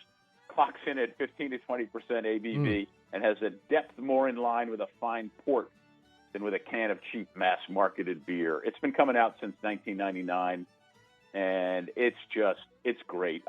For me, I had to split it, and it was a dessert beer. I couldn't even think of it. I mean, it would just ruin your appetite. But 15 to 20%, that alone. So if you get a chance to see one of these, pick up the 4-pack of Worldwide Stout from Dogfish Head. What's on Sports Monday this week?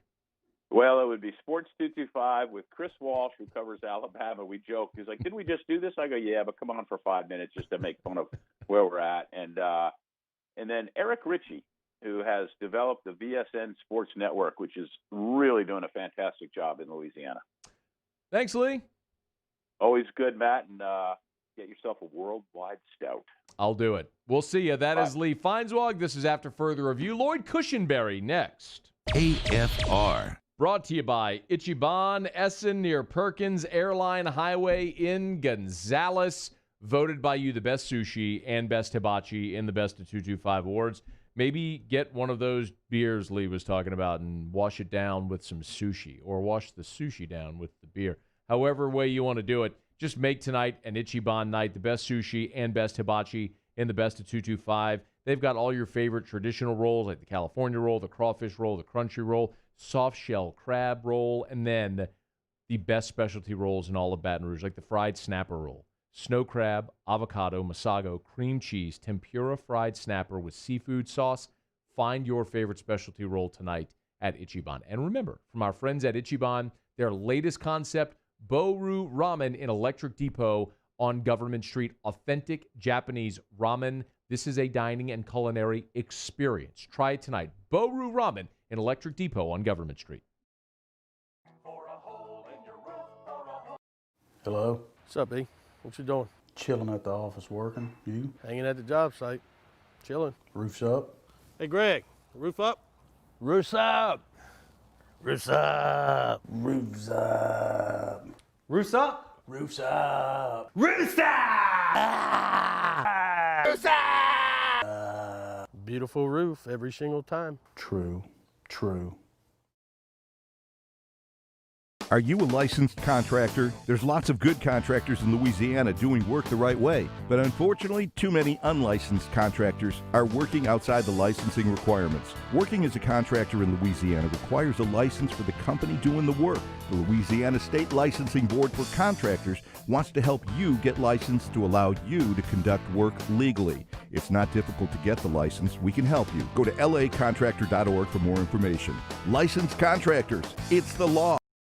Gulf Coast Bank and Trust is a local bank with a straightforward philosophy. It's about doing the right thing for our customers. Participating in our community with annual local fundraisers. Offering individual attention in a modern banking atmosphere with a trusted local company. Gulf Coast Bank invested in technology with a local touch, giving our customers the power to bank anywhere, anytime. We're building relationships through personal service as the bank that cares about you. Gulf Coast Bank and Trust, the bank that cares about you.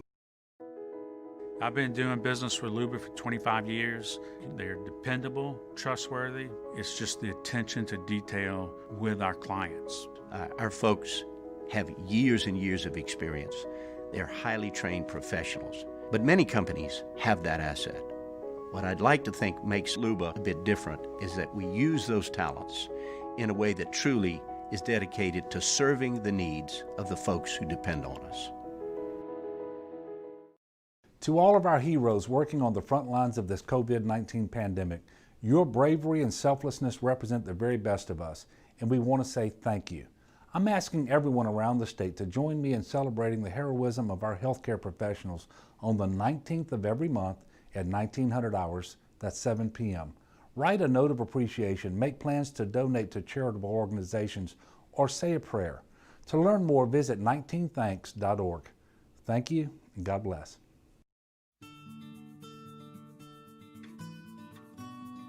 This is a house call. This is a follow-up appointment. This is a diabetes checkup. This isn't just more convenient care, it's more advanced care. This is innovating healthcare at Louisiana's #1 hospital.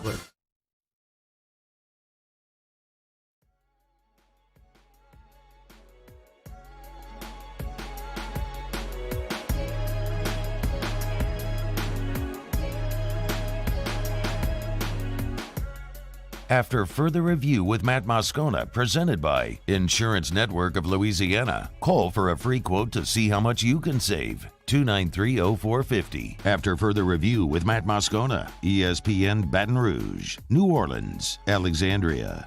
Strangest dang game I've ever seen in the NFL this past Sunday. Saints at the Broncos.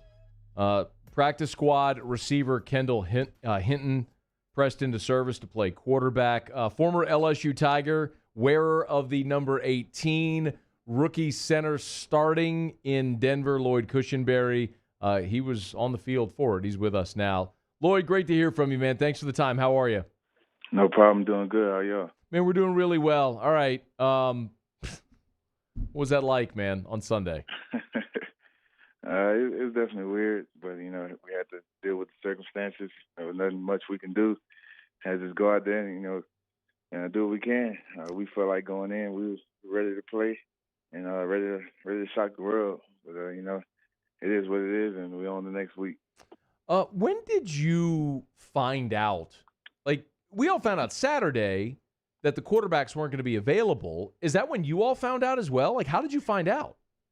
Yeah, we found out when everybody else did. We went out, dressed out to practice, and they were there 1 minute, and the next minute they were going home. So, and there was a lot of rumors saying they might not be able to play. But in my head, I was saying to myself, there's no way they make us go out and play without a quarterback. And sure enough, they did. I mean, I hate to laugh, but it just, I don't know what else you could do in that situation. Right. Hey, being from here, did you grow up a Saints fan? Yeah, definitely, you grow up watching the Saints. My whole family, Saints fans growing up. And so that was a tough one, to be in that circumstance against the home team. I was telling myself, this could have happened against any other team, but it happened against the Saints. But, it is what it is. Do you have any family, like last week leading up to the game, were any of your family like, yeah, cuz I love you, man, but who dat? Oh, nah. They all they were Saints fans growing up, but they all switched over to Denver, man. No more who dat. I hear you, man. Lloyd Cushenberry's with us. You have sort of a very rare circumstance, man, as a rookie starting game one in the NFL as the other half of the battery. Man, so I'm curious for you what this process has been like, not having OTAs or minicamp or any of that stuff, and having to start like right from jump as a rookie. Yeah, it's been, I've enjoyed it. It's been a lot of up and downs.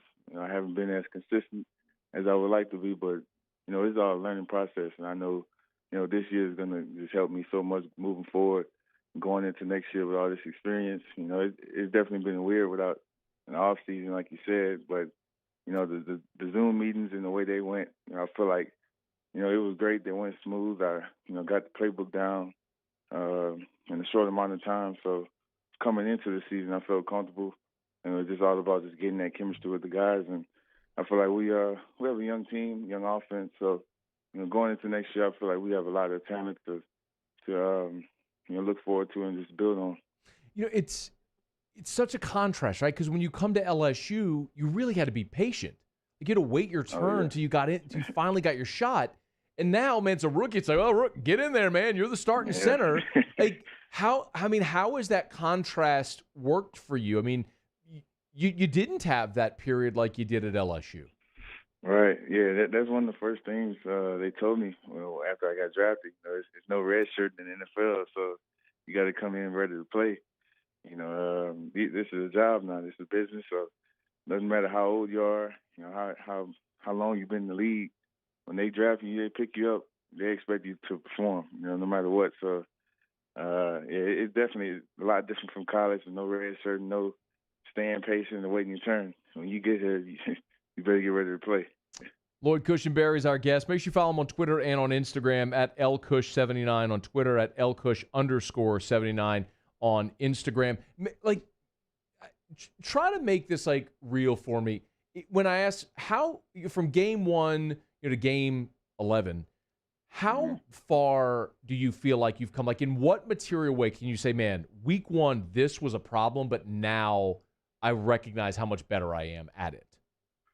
Yeah, one thing for sure is just going out there and just playing without thinking, just playing faster.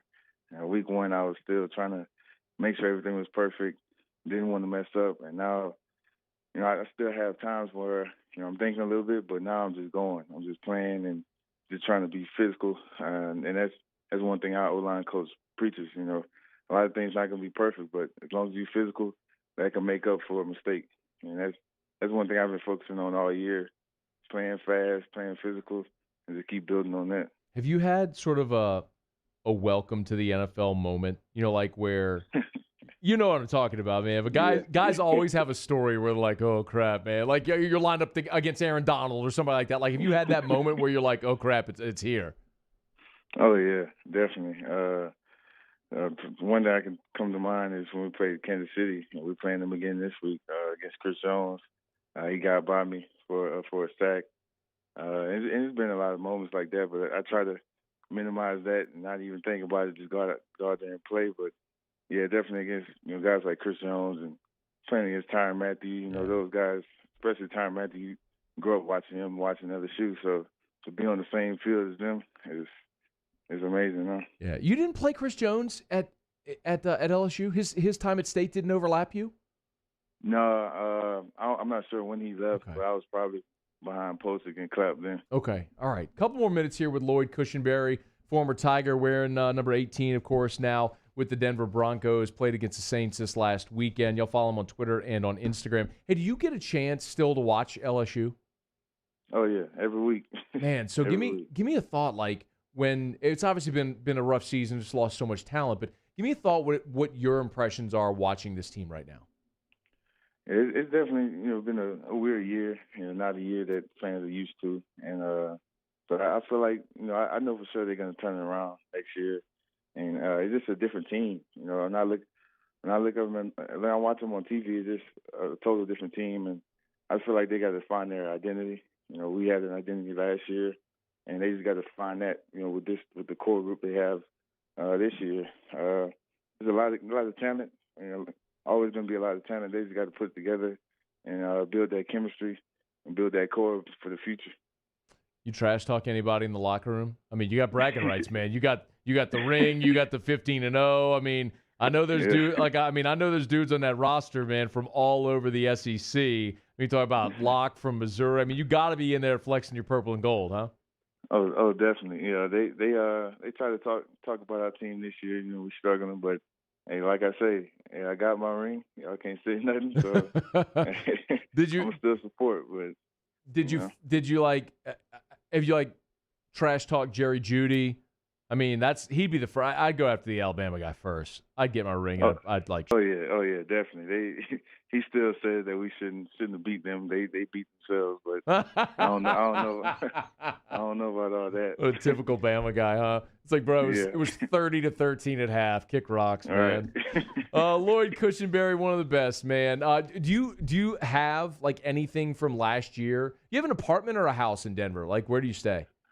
I have an apartment right now. Probably stay in an apartment first 2 years. Yeah. You have you have any LSU? You keep any of your rings or anything out there displayed? The rings are put away in the safe spot. Yeah. I'm keeping them safe, but I have a closet straight at all my LSU stuff from all the years. I got a big box of everything from last year. I keep all the playbooks and notes I took for the past 2 years. I have it in the box. So something to just look back on. The cleats, the gloves I wore in the national championship, all that just put away. So I'm gonna keep that and cherish that for a while. Kept all of it, man. From watching you at Dutchtown to LSU and now Denver, man. A lot of people back home pulling for you and excited for you this year, man. Continued success, and we always appreciate a couple of minutes, all right? No problem. Thank you. Thanks, man. That's Lloyd Cushenberry, former LSU Tiger, wearer of the 18, the first offensive lineman to wear number 18, starting as a rookie in Denver, man. What a weird circumstance. He even acknowledged, like, man, whenever they took the quarterbacks off the field, he said, man, I didn't think they were going to make us play without a quarterback, but, man, get after it. So appreciate Lloyd, man. One of the best, classy guy. It was great to watch him play at LSU, especially being a local guy. Bided his time, waited for it, and turned himself into an NFL draft pick, and now starting as a rookie. All right, it's After Further Review. Glad you're hanging out with us here. Brought to you by the Aesthetic Medicine and Anti-Aging Clinics of Louisiana. We are into December all this month. Buy a $100 gift card, get a $50 gift card free.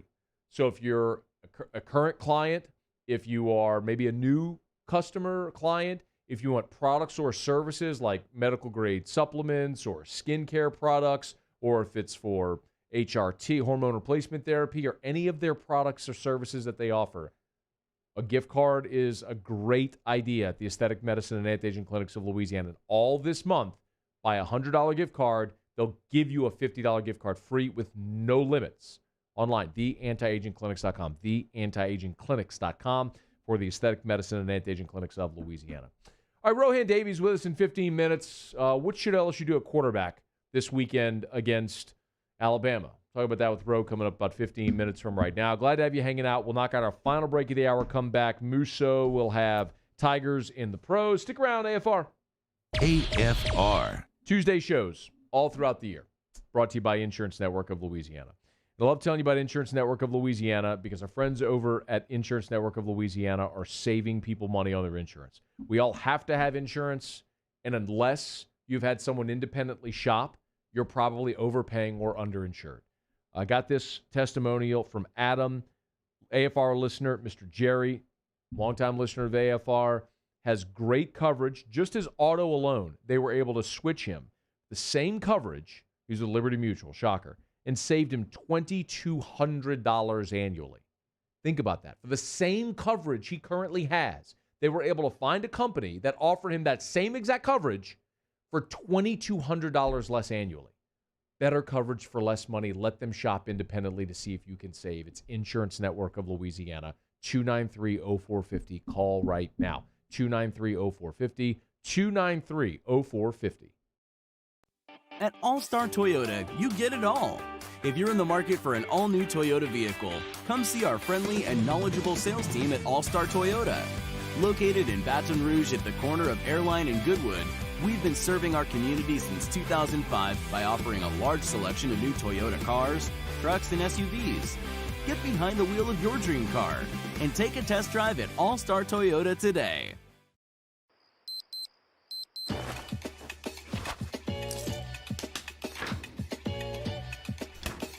I'm feeling good. So good. I just thought you should know. If I built a van, it would do more than haul. It would carry my entire business. I'd make it available in dozens, make not thousands of configurations. It would keep an eye on my fleet. And an eye out for danger. If I built a van, I'd make it available in diesel and gas. And I'd build it right here in South Carolina. Introducing the all-new Sprinter, starting at $33,790. Built in the USA. Mercedes-Benz. Vans. Born to run.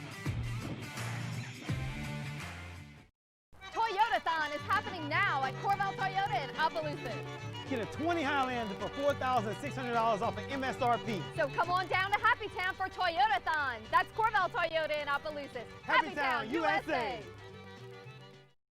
Gulf Coast Bank and Trust is giving our customers the power to bank anywhere, anytime during this challenging event. And we're right there with you. Our mobile banking app is a smart way to manage your money and time. Gulf Coast Bank and Trust, the bank that cares about you. Our local nonprofits help build a thriving community for all, and now it's time for us to give back.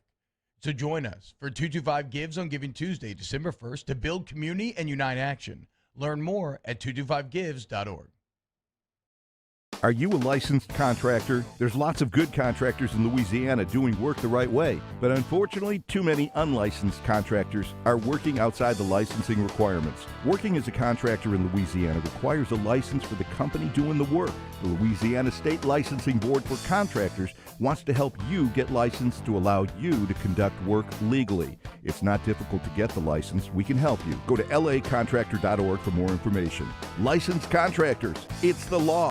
Gulf Coast Office Products is a nationally recognized Savin office equipment dealer based right here in Louisiana. Over 100 employees strong, Gulf Coast has the boots on the ground to support all vertical markets, from education, engineering, legal, and finance. With the latest in office technology, from desktop to production segment units, Gulf Coast and Savin have the perfect fit for you. Call 225-756-2644. That's 756-2644 for Gulf Coast Office Products.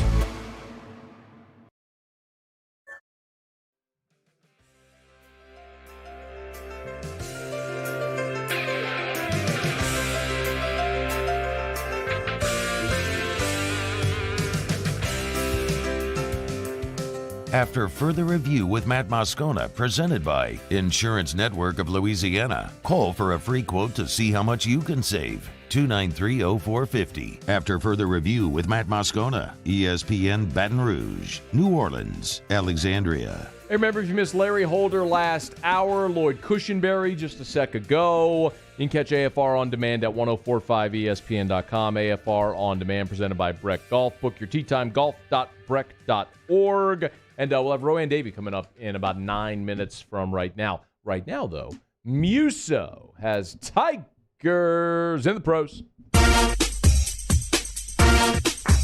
Tigers in the pros. They still bleed purple and gold. They're just really rich now. Presented by Kentucky's Best Hemp. Find them online at kysbesthemp.com.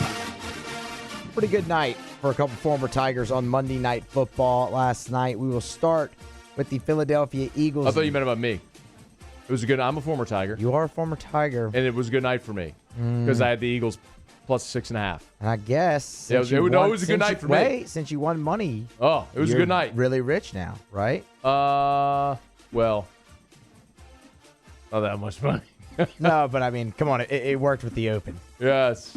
Jalen Mills for the Eagles, 7 total tackles. If you have no dollars at all, you might think that I am rich after my winnings last night. Like if you have $0, or like if you're like a child who doesn't understand $1 of for money. their report card, and then they think they have the world because you gave them $5.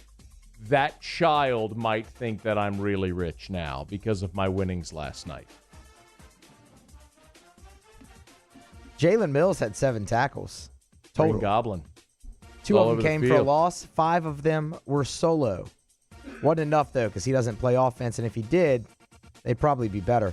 Jamal Adams over on the other side was the Seahawks' leading tackler. Yeah, he good. 9 total stops, 6 solo, and 1 sack for Jamal. 2 quarterback hits as well for the former Tiger there. He's good. He's really good. You know who else is really good is Justin Jefferson. He's their best defensive player, man. Yeah, he changed a lot when he came back. They all of a sudden started playing defense again. His ability to rush the passer. Well, they also played the Eagles. Okay, that's fair too. Yeah. That's fair too. Yeah, that's fair. They're not very good. Justin Jefferson's up for Rookie of the Week in the NFL. You should go vote for him. You can do that at NFL.com. He's coming off a 7-catch, 70-yard, and 2-touchdown performance. He's good too. Others in the running: Antonio Gibson from the Washington football team, James Robinson from Jacksonville, Jeremy Chin from the Carolina Panthers, and former South Carolina Gamecock Javon Kinlaw. So we talked. None of them are Tigers, so I don't care. But you know what? We talked about earlier how I really can't lose this year. I've been on fire. I think I'm going to go place the wager that I talked about yesterday. Oh, on Jets for offensive rookie of the year? He's going to win it. Said it yesterday. I'm calling my shot. He's going to win it. I think he's not there yet because Herbert would be in the lead. Yeah. But he's going to break Randy Moss's rookie receiving record, and he's going to win it. I just feel like if they have a quarterback they can give that award to, they're going to do it because they give quarterbacks everything. I think they default to quarterback if there isn't an obvious choice. See the Alvin Kamara year when Kamara won it. That's fair. If you have someone that is an obvious choice, then they can win it. If they don't, they default to quarterback like last year with Kyler Murray. Kyler didn't have a great year, and he was on a bad team, but he was the number 1 draft pick, and he started every game at quarterback. There was nobody else. Burrow would have been it this year, and he would have been deserving. I don't think Justin Herbert's deserving. I think Jefferson has a strong finish, and he wins it. I like it. Also, more voting open today in the NFL. That's Pro Bowl voting. Oh. So get over to the NFL.com, start voting for the Pro Bowl. There's plenty of former Tigers on that list, just about one from every team. Mm-hmm. So go ahead and vote for your boys, our boys, to get into the Pro Bowl, which is a meaningless football game, but hey, it's a nice honor. Are they having the Pro Bowl this year? Probably not. It'll probably be virtual or something. Yeah, I thought they canceled the Pro Bowl. That's Tigers and the Pros. Presented by KYSBestHemp.com. KYSBestHemp.com. Kentucky's Best Hemp. You missed it. Yesterday was the last day, the Cyber Monday sale. You missed it. When it was 50% off everything on the website, yeah, you missed it. It's over. So you should go to the website now, use the promo code AFR30 and save 30% off your order. It's not 50, but 30 is still good. 30 is not 50. They're not the same thing. They're close. But use the promo code AFR30 and save 30% off your order for the best hemp in the world. Kentucky's Best Hemp. Online at KYSBestHemp.com. KYSBestHemp.com. Kentucky's Best Hemp. All right, top of the hour break. Get you caught up on national headlines from Sportscenter. Start hour 3 with Rohan Davey. Coming up next, stick around. It's AFR. AFR. Brought to you by Shawbills Tire and Auto Service. ShawbillsTire.com. 18 locations in South Louisiana. Online at ShawbillsTire.com. You can find the location nearest you. Remember, the holidays are upon us. If you are traveling this holiday season, before you hit the road, make sure you check out Shawbills. Let them give your vehicle the once-over. If you got that brake light on, if you got that light on the dash, the check engine light, have you had your tires rotated recently? Do you need new tires? ShawbillsTire.com. Also, something as simple as an oil change. Check them out at ShawbillsTire.com. You can schedule service online. You can shop tires online. You can find the location nearest you at ShawbillsTire.com. It could not be easier. Look, they've got the chat function bottom right. Tap that, select the location nearest you, and you can get your questions answered at ShawbillsTire.com. ShawbillsTire.com. Shop Bills. We keep you rolling. Gulf Coast Bank and Trust is a local bank with a straightforward philosophy. It's about doing the right thing for our customers. Participating in our community with annual local fundraisers. Offering individual attention in a modern banking atmosphere with a trusted local company. Gulf Coast Bank invested in technology with a local touch, giving our customers the power to bank anywhere, anytime. We're building relationships through personal service as the bank that cares about you. Gulf Coast Bank and Trust, the bank that cares about you. Service Master Elite create clean, disinfected work environments. As a local business, we take pride in serving the New Orleans and Baton Rouge areas. Our cleaning protocols follow CDC and OSHA standards for healthcare settings, offices, senior living, restaurants, and industrial plants. Contact Service Master Elite to get your operation ready for reopening with germ disinfection cleaning. Service Master Elite, the trusted choice in professional cleaning since 1996. At All-Star Toyota, you get it all. If you're in the market for an all-new Toyota vehicle, come see our friendly and knowledgeable sales team at All-Star Toyota. Located in Baton Rouge at the corner of Airline and Goodwood, we've been serving our community since 2005 by offering a large selection of new Toyota cars, trucks, and SUVs. Get behind the wheel of your dream car and take a test drive at All-Star Toyota today. This isn't just another day. It's so much more. Kelly's life was put on hold when her auctioneer primary care doctor discovered a rare blood disorder. Her doctor connected her to an auctioneer care team of cancer, heart, and kidney specialists. With multiple primary care locations around Baton Rouge, same-day appointments, and online scheduling, we're relentless about keeping you healthy. Auctioneer Baton Rouge, innovating healthcare for Kelly. T-Bob Hebert here with breaking news. Front to Back Boat Services is the shop to upgrade your boat tech this fall. With not one but two NMEA certified techs, who better to install your Panoptic sonar, your HD displays. You want to see the fish under the water before you even cast?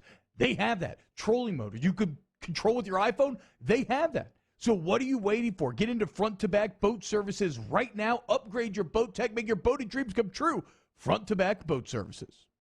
You may not know about the 4Kids Foundation, but you've probably heard of the Zurich Classic. And the Zurich Classic exists because of 4Kids.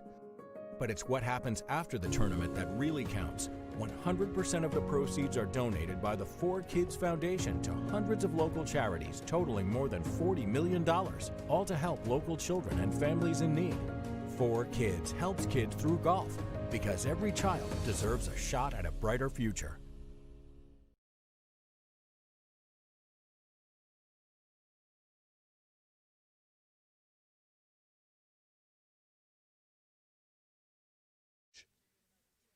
This is Sportscenter. I'm Christine Lisi. Here's what's happening. No quarterback change for the Eagles. Coach Doug Peterson said today he won't bench the struggling Carson Wentz right now. Wentz threw his 15th interception of the season in the Monday Night Football loss to the Seahawks.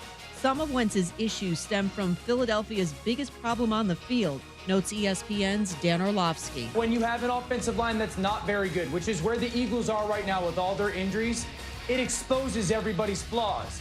The quarterback and his flaws are going to get exposed. The running backs and their flaws will be exposed. The receiver's inability to get separation, it takes them longer. That flaw will get exposed.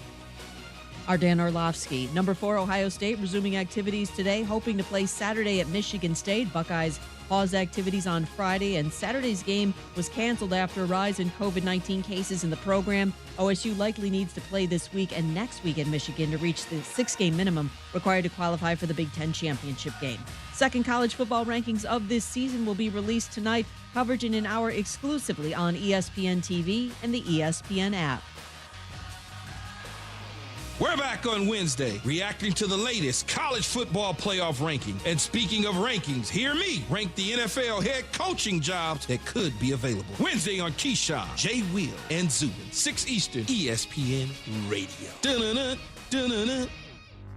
Matt Moscona. I'm very important. After further review. Say it one more time. After further review with Matt Moscona. And here we go. ESPN Baton Rouge, New Orleans, Alexandria. Live from the Mercedes-Benz of Baton Rouge studios. That's right.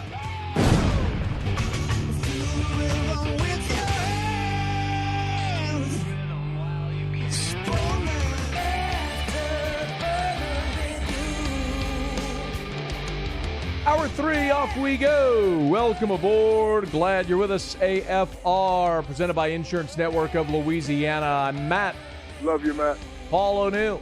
They're chanting Paul O'Neal's name. So, and Mr. Toby Tomplay.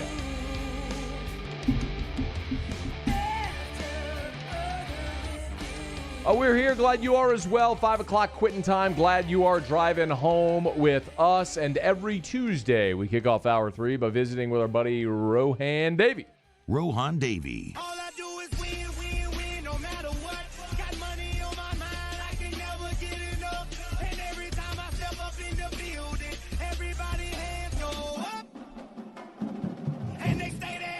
It's now time to talk LSU football with former Tiger quarterback Rohan Davey. Presented by South Point Volkswagen and SouthPointVW.com. If it's on the lot, it's online at SouthPointVW.com. South Point Volkswagen. What's your direction? Rohan, you ever seen a woman letting her concealer bake? Yeah. Musa potted you up too soon. You're already laughing before the yeah. What's up, man? How are you? I'm all right, man. What's happening? Just doing a radio show. So let's go back to Saturday. What happened there? Well, I missed you on. Obviously, we didn't get to do Whiskey and Wine at Don Juan this week. Hopefully we're back this coming Saturday for the Bama game. But let me get your take on the play of the two quarterbacks in the ballgame. I'll just leave it open-ended. They look like freshmen, in my opinion. And you saw some good things from them. We saw TJ early on with those A&M trying to, speed up the game on him, meaning pressure him. You saw him do a good job early identifying where the blitzes was coming from. He identified one time and tried to hit Davis Price out in the flat, kind of a high throw on second down that was dropped. Should have been caught, but was dropped. It was kind of a high throw. You saw some poise. You saw him slip a blitz one time and try to dump it over the middle to Marshall coming across the middle. And then you saw times where he held the football too long, tried to force some things, rush some things, stare receivers down at times. And I think from Max, you saw the same thing from Max. Max stared him down at times. Did a good job of coming in, though, I thought, and getting that drive to get some points on the board, show some poise during that drive himself. Got the ball out of his hand, definitely showed his athletic ability with moving the ball with his legs at times. But at times at the same, you saw the pressure coming straight at him one time when he slid to the right. And the guy right in his face, and he's holding on, waiting, instead of throwing the ball away. He's seeing, but you saw freshman mistakes, man. You saw freshman mistakes.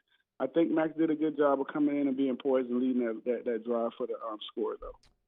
And so I asked Ed Ogeron on Monday, when you went back and watched the film, did you see anything different from the quarterbacks that maybe you didn't see real time? And his answer was kind of what I was hoping he would say, but he basically said, look, they were under pressure all night. I don't know how we could blame them for that. I mean, they made freshman mistakes, but, the pressure was in their face. Like, how could they accomplish anything? I'm paraphrasing. Mm-hmm. So could they, how much of the offensive inefficiency from Saturday is on the quarterbacks? How much of it is play call? How much of it was the pressure? I think everybody has to take a little bit of blame from it. Like I said, the offensive line clearly didn't have their best day out there, but it's not every play that they were giving up. Felt like it, man. Oh. But it did, but I've watched the game again. I'm actually looking at it again now. But it's not the times where guys had time in the pocket or had time to get the ball out of their hands. We were holding it a little bit too long at times. It was times where they tried to put Marshall and Gilbert on different sides of the field, trying to create a matchup situation for them to identify with the quarterback to either go to either side, trying to cut down the reads for him. And I think at times that those guys didn't do a good job of identifying whether I'm going left or going right and try to read across the board. The offensive line didn't play well, but the times where the guys did have an opportunity to, complete some balls, that didn't happen either. So I think it was a complete meltdown. The weather didn't help at all, but both teams were facing the same elements, Do you think the result of the game, this is a big topic post-game, the result of the game would have been different if Brennan had played? Absolutely not. Why? I personally, because of what Coach Ed Ogeron said, also what you pointed out earlier, that game might have been different if Max would have started the game because he has the ability to move a little. He's more mobile than all the quarterbacks. So that is the only thing and I don't even know how much of a difference that would have made, but his ability to just run and make some plays with his legs early on, if he would have started that football game, might have helped some. I still don't know how much, but being that Miles Brennan is basically a Tom Brady back there as a target, and where he's going to be, based on what was happening with the offensive line, it wouldn't have made a difference at all, in my opinion. No, I agree with you completely. I'm glad to hear you say it. What about the game plan itself? Ed Ogeron said after the game, we got to have a better plan. Actually said he was disappointed in the plan, which led some people to believe or think, did he not know what they were going to try to do? What did you make of what they tried to accomplish offensively? Whenever he says stuff like that, I never understand what that means. No, I'm serious. Even like when he says, we should have earlier on when they said coming out of camp we should have had a better plan and a better this and a better, like, I don't understand that, because you didn't like the plan you had. Well, if you don't like the plan you have, most people have like a backup plan if the plan you have going on don't work. That's what I know from the guys that I've coached with. And that backup plan, not saying it's a whole different game plan, because it's not. It was just, something to change the tempo, whether it's go 2-minute offense or a version of 2-minute offense to speed things up, but you're not really rushing, because you're not under the clock trying to score. So whether it's that, I don't understand what that means. But LSU, from what I saw with the game plan, was they was trying to bunch them up. They tried to get multiple receivers on one side. Like I said, they tried to put Gilbert and Marshall on either on opposite sides. They tried it at times, and then also tried to bunch them up together just to see if they was going to get a man-to-man thing or somebody was going to follow Marshall. But the game plan went down to 2 when you can't run the ball. I mean, you can't run the football. And the teams that we face, I mean, A&M knows it. Alabama's going to know it. Florida's going to know it. All the good teams know it, that you have young quarterbacks. And what you do to young quarterbacks is you take away the run and force that young quarterback, and depending on if it's Max Johnson or if it's T.J. Finley, you force them to be uncomfortable, and you put guys up, and when you see the offensive line isn't playing well, you bring everybody up to the line of scrimmage, and you try to cause some confusion, and you pull some guys out, and you may blitz some guys, and that's what they tried to do. That's what they did to us offensively. They brought that defense up and put a bunch of them up there, and we didn't know who was coming. And like you said, it looked like on every play somebody was slipping through, and there was a confusion caused up by those guys coming up, faking like they coming, pulling out, and sometimes coming just caused a lot of confusion, and them caused a lot of confusion with us Saturday night. But that was the game plan, to cause the confusion and cause those guys to throw the football, take away the run and throw the football. That's going to be the game plan for us every week until we find a way to solve it. And it's up to the coaches to go back and to either get this running game simplified more. I don't know what the hell more simplifying we can do, But to get the running game going more, the key to the quarterbacks playing well as young quarterbacks is to get that running game going and having an offensive line. And we don't have that going right now, so it's not looking pretty, baby. I want to ask about, I want to preview LSU Bama, but I want to talk about Terrace Marshall as well. Do you want to do that in this segment, or do you want to do it after the break? After the break. All right, hang on. We'll grab a break. We'll come back. I'll ask Ro his thoughts on Terrace Marshall, and then we'll talk LSU Bama. Brought to you by South Point Volkswagen, southpointvw.com, new and certified pre-owned in Baton Rouge and online. South Point Volkswagen, bringing you our conversation with Rohan Davey every single week. Stick around. It's AFR. AFR. AFR is brought to you by River City's 1 Hour Air, where they're always on time or you don't pay a dime. Last night, 29 degrees, y'all. You know you had your heater on. Have you had your heater safety check yet? Do it now. It's December the 1st. I've been telling you about it for a month, probably longer than a month. It's time if you haven't done it yet. It's past time. Tonight's going to be 35 degrees. You're going to have your heater on. Make sure as we get into the cold weather months, when your heater's on round the clock, make sure your home is protected, your family is protected. Make sure you have this heater safety check. River City's 1 Hour Air, just $97. They'll come out to your house. They'll check your heater. They'll get it tuned up, running efficiently to save you money, but more importantly, to make sure it is safe after being dormant for so many months, to make sure it's safe to run this cold weather season, this winter. River City's 1 Hour Air, 752-0001, whether they're always on time or you don't pay a dime. What do Honda lovers look forward to this time of year? Aside from family, turkey, and pie, happy Honda Days at Richard's Honda. It's that time of year when everything is at clearance prices. And since we're stocked up on inventory, you'll have plenty to choose from. Over 700 in stock at transparent prices. Happy Honda Days makes happy customers. Come see why people call Richard's Honda the smart choice. I-12 at Millerville Road and richardshonda.com. I've been doing business with Luba for 25 years. They're dependable, trustworthy. It's just the attention to detail with our clients. Our folks have years and years of experience. They're highly trained professionals. But many companies have that asset. What I'd like to think makes Luba a bit different is that we use those talents in a way that truly is dedicated to serving the needs of the folks who depend on us.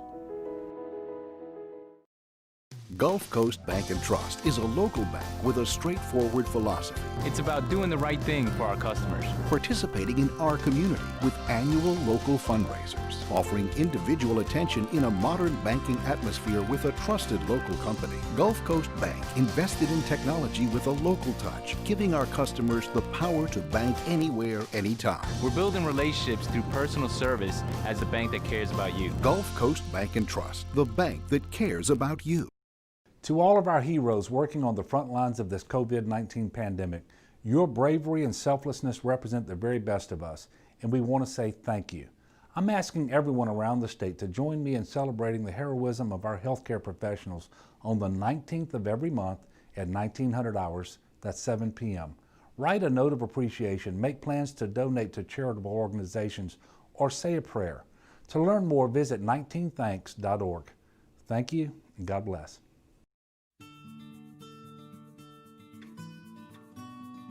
This is a house call.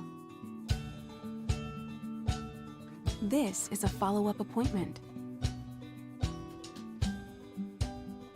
This is a diabetes checkup.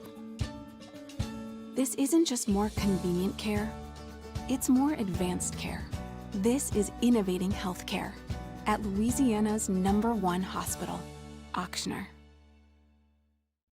Are you a licensed contractor? There's lots of good contractors in Louisiana doing work the right way, but unfortunately, too many unlicensed contractors are working outside the licensing requirements. Working as a contractor in Louisiana requires a license for the company doing the work. The Louisiana State Licensing Board for Contractors wants to help you get licensed to allow you to conduct work legally. It's not difficult to get the license. We can help you. Go to lacontractor.org for more information.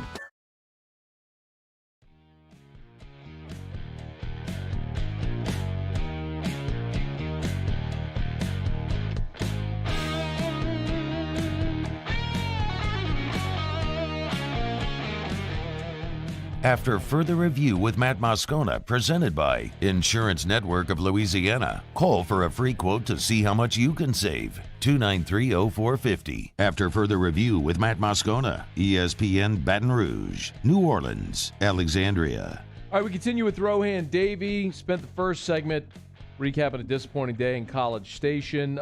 Saturday, disappointment was on the field. Sunday road for LSU fans came in a different manner when Terrace Marshall announced his opt-out. Surprised a lot of people because just before the Arkansas game, he led the players-only meeting about not opting out. So you see this. What's your take on what's happening right now within not just the LSU program, but across college football, the guys opting out and Marshall's decision?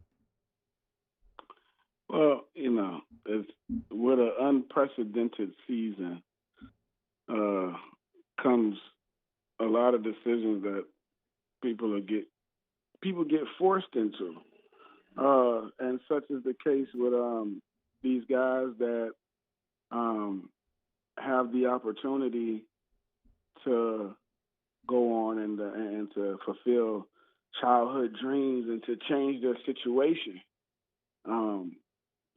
My thought of it is just that, man. It's the kid has the opportunity in a season like this. I actually commend Terrence. I understand, the week before and speaking to the team and talking about that, then coming in the week after, and now with the decision. But honestly, going into the meeting with the team when he addressed the players, he was torn. So that was more, it's the same situation when you see these coaches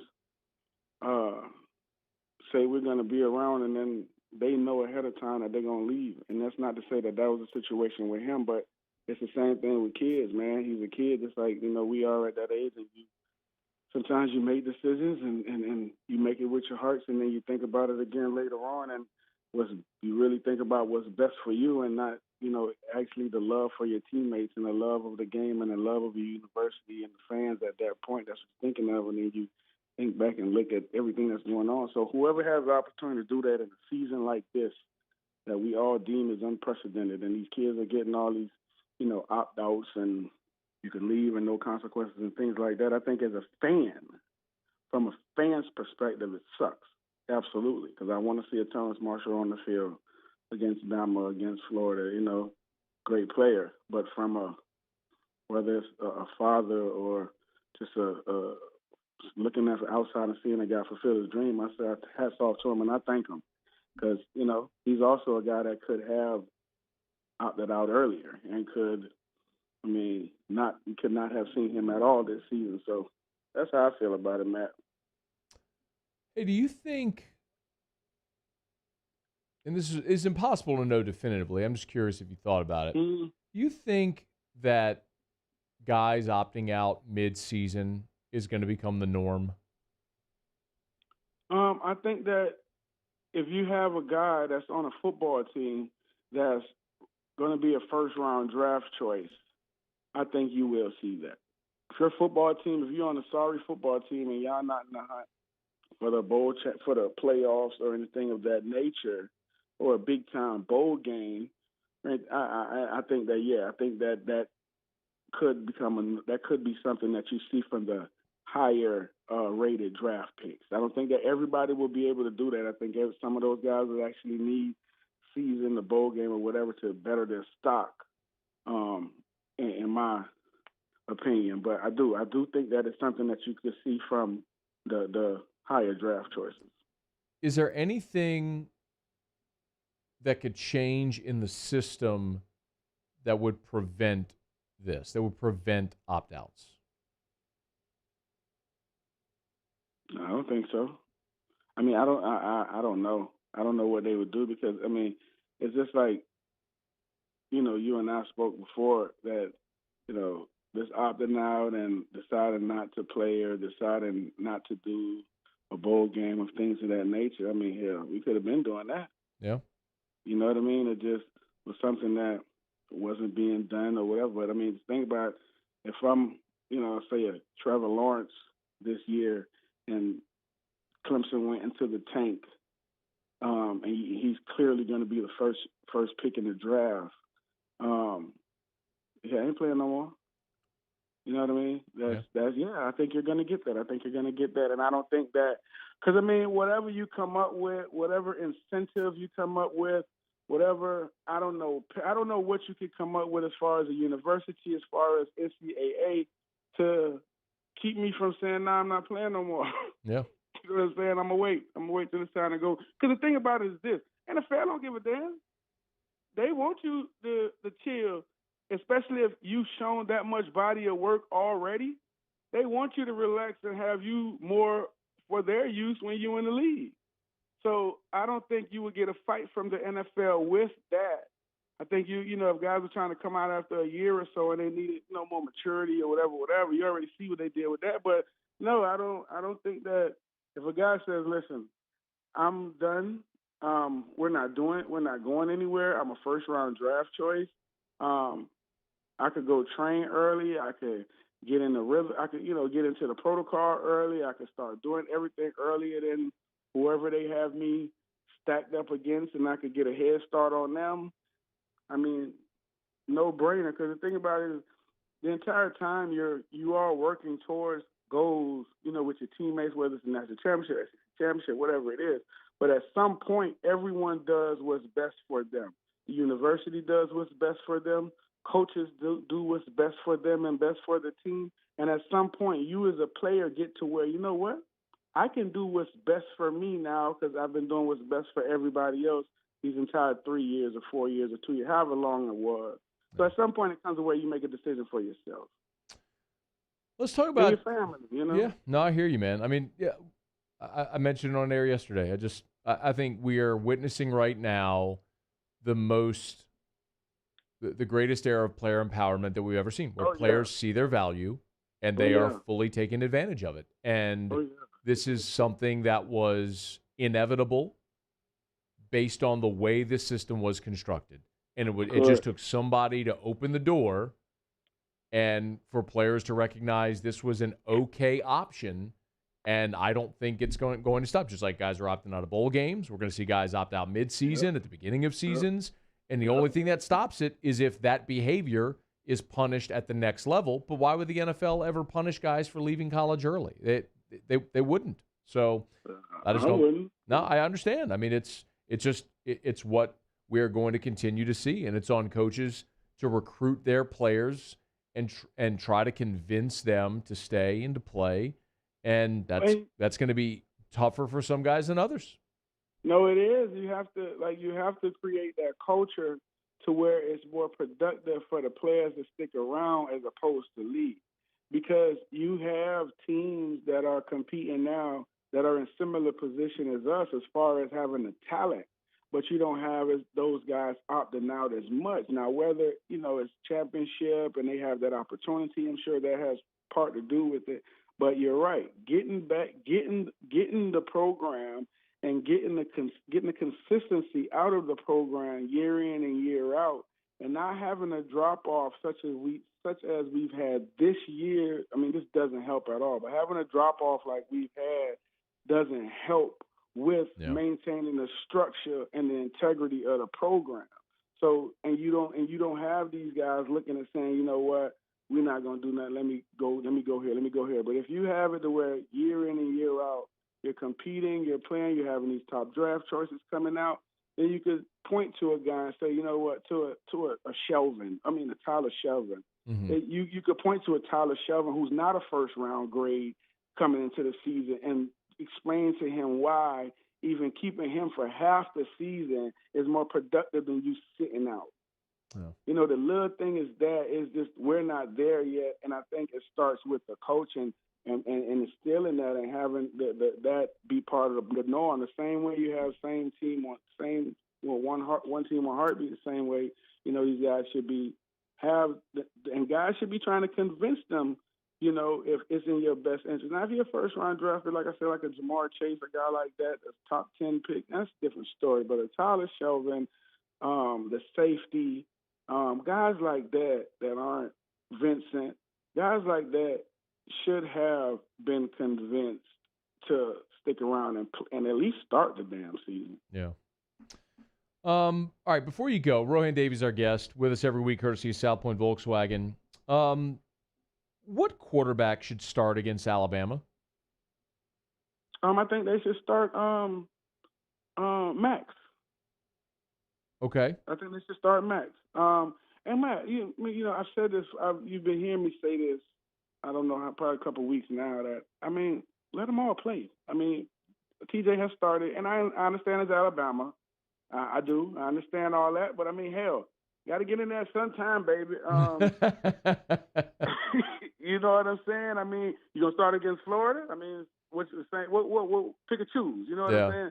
So, yeah, I think Max should start. And the only reason it's not a knock on TJ. I just have always felt, there's that I want to see him all in every situation.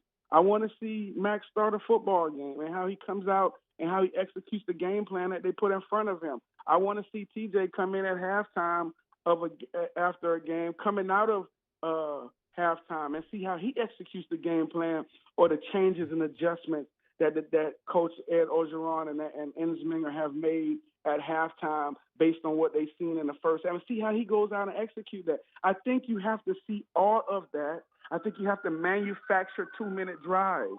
I think you just have to throw them in 2-minute drive situations and see how they execute, because it's not about this year. It's about solidifying and getting these guys ready for next year. And you know what also? Letting them see that, you know what, fellas? Ain't no need for any one of you guys to even think about leaving, because if you didn't win or didn't lose the job, it's not going to be this year, because the win or lose the job, I'm sure he's going to carry this into next year unless he makes an evaluation off of these games going for the remainder of the season, which is what I would do. And if it's still up in the air, then take it in. But this has to be an evaluation period. And who better to get an evaluation period against these quarterbacks than these next 2 games we have coming up? So I would start Max. I would definitely play TJ, but I would definitely start Max. And let him go to halftime, and I bring TJ in and let him go to halftime. Or if Max is doing well, and this is you know what I'm saying, because this is Alabama. So if he's balling out against Alabama and you have a chance to win the football game and he's balling, I let him roll, baby. Mm-hmm. You know what I'm saying? So that's the way I would approach it, man. The rest of this year for me would be a straight Let me see where my dogs are. Let me see who aren't dogs and I need to bring them up to dog status. Let me see what I need to do to get this team rolling going into next year, who buttons I could push, who buttons I can't push, who I need to tap on the behind, who I need to kick on the behind, who can take it, who can't take it, which one of these quarterbacks I could put a whole game plan together and see how he goes out and execute. Like, that's what it's for me this year, because you're not winning anything this year, but you can win as far as, like, how you're building your team towards next year. Got to find them dogs, man. You got to find them dogs, Who's baby. the dog? You got to find them dogs, baby. That's what I want to find. I want to find the dogs. I want to find the dogs. Me too. That's what I want. Me too, baby. I want to find the dogs. All right. Me too. Can they win? Against Alabama? Yeah. They have to play perfect, and Alabama has to have a elephant-sized you-know-what down their leg. Okay. Well. But it's not impossible. That's why we play the game, baby. We got the talent to do it, but I'm going to tell you this. Coach Saban's going to put a lot of stress on that offensive line. They're going to put a lot of stress on that offensive line. And that's where I hope we can hold up a little bit better than we did last week, because if we can't hold up then – because, see, Alabama's more talented in the back end than A&M. They're more talented in the secondary. We talked about Bama and how young they were a couple years ago in the secondary, and now those young guys are now balling. You know what I mean? So the mistakes that you make against Texas A&M, you can't make against Alabama, because now they have one against A&M that went for touchdown. You'll have a couple against Alabama that goes for touchdown. And the other thing with that is also, I think Max has at least a puncher's chance because of his ability to move a little bit more. And Saban's defense have been notoriously, I don't say I'm going to torture him, but he have a better chance against a guy that can move and make some plays with their feet a little bit. And I know they got them fast doggone linebackers that can spy and do all that, but I think we have like I said, TJ should play, but I think we just have a better chance with Max because he can move a little bit. He's Rohan Davey. Thanks, man. Yes, sir. All righty. It's after further review. Find the dogs. Let's find the dogs. Dobermans, Labs, Boxers, Labradoodles, Golden Doodles, Shih Tzus, Terriers, Chihuahuas. Find the dogs. It's AFR. AFR. Brought to you by Pluckers, Nicholson, and Bluebonnet. Dine in or carry out. Remember, tonight and every Tuesday, kids eat free. Great night to get by Pluckers because kids eat free. And look, you've also got college basketball in full swing. So this is one of those days, it's a time of year where you always have sports on TV. If it's not college football, the NFL, it's college basketball. The NBA is getting started up soon. Weird, right? The NBA is about to get started up again soon. Anyway, Nicholson, Bluebonnet, dine in or carry out. 24 flavors of award-winning jumbo chicken wings, ice-cold draft beer, full-service bar, sports on TV. Get by, watch all your college basketball action at Pluckers. And tonight and every Tuesday, kids eat free. So if the kids are driving you nuts at home and you need an excuse to get out, get by Pluckers. Adults buy your entrees, your kids eat free on Tuesday at Pluckers.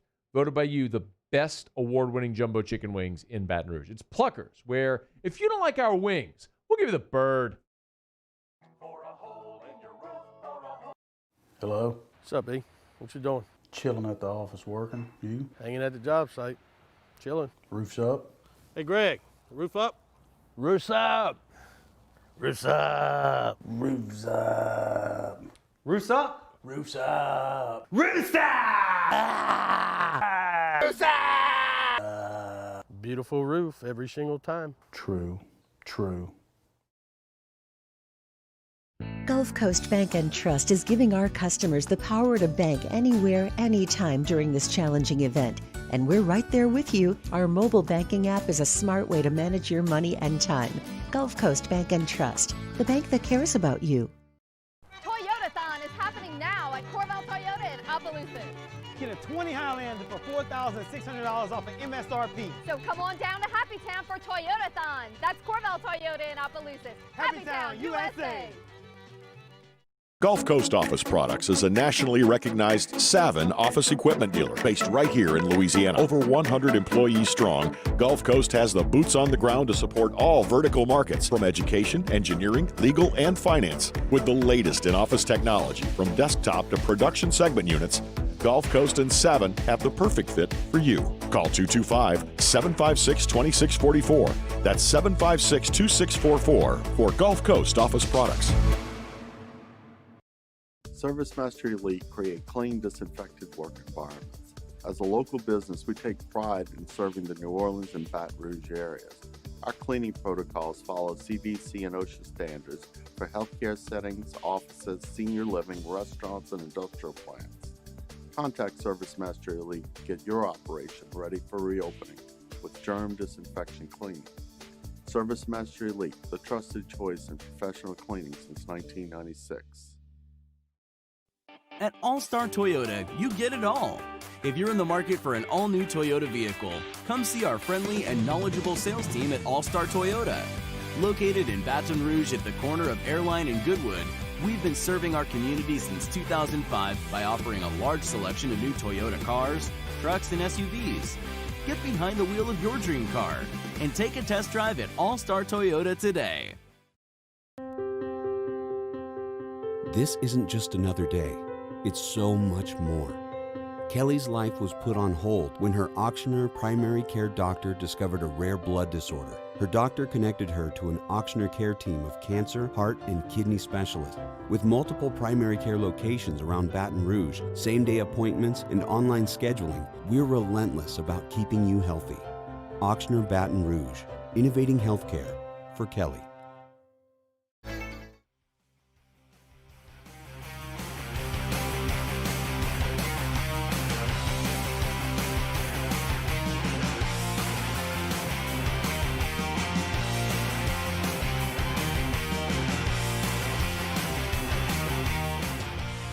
After further review with Matt Moscona, presented by Insurance Network of Louisiana. Call for a free quote to see how much you can save. 293-0450. After further review with Matt Moscona, ESPN Baton Rouge, New Orleans, Alexandria.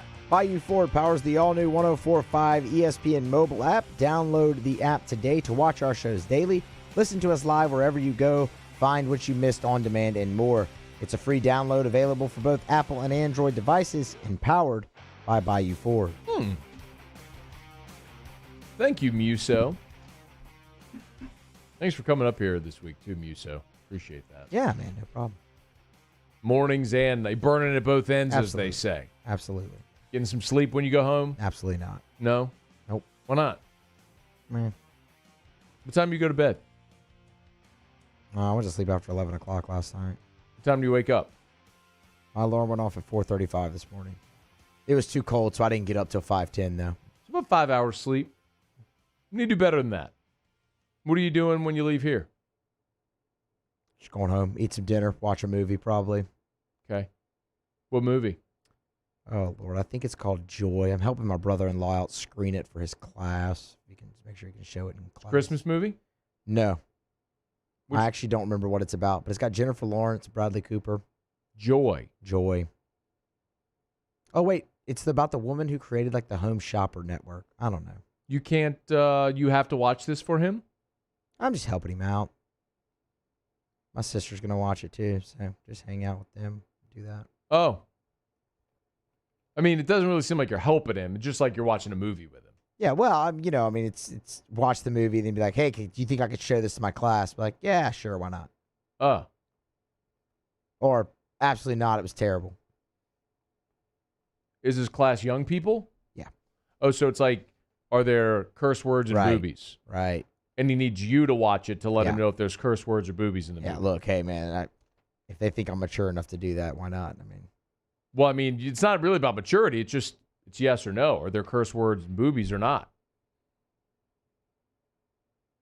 I guess so, yeah. Or, is it too difficult for young minds to understand some of the plot lines in it, maybe?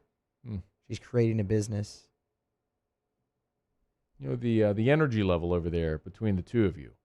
I'm not really sure which one peaks that energy meter more. Muse and Paul. I have an excuse of 5 hours of sleep. What's your excuse, Paul? You guys, calm it down. I mean, 22 minutes, you get out of here. Just take it down a little bit. I can go watch my movie. You can watch Joy. It's After Further Review. We're brought to you by Insurance Network of Louisiana. LSU basketball got a win last night, which in the second half was about as sleepy as that conversation just there with LSU winning by 53 points over Southeastern. Here was Will Wade on the win.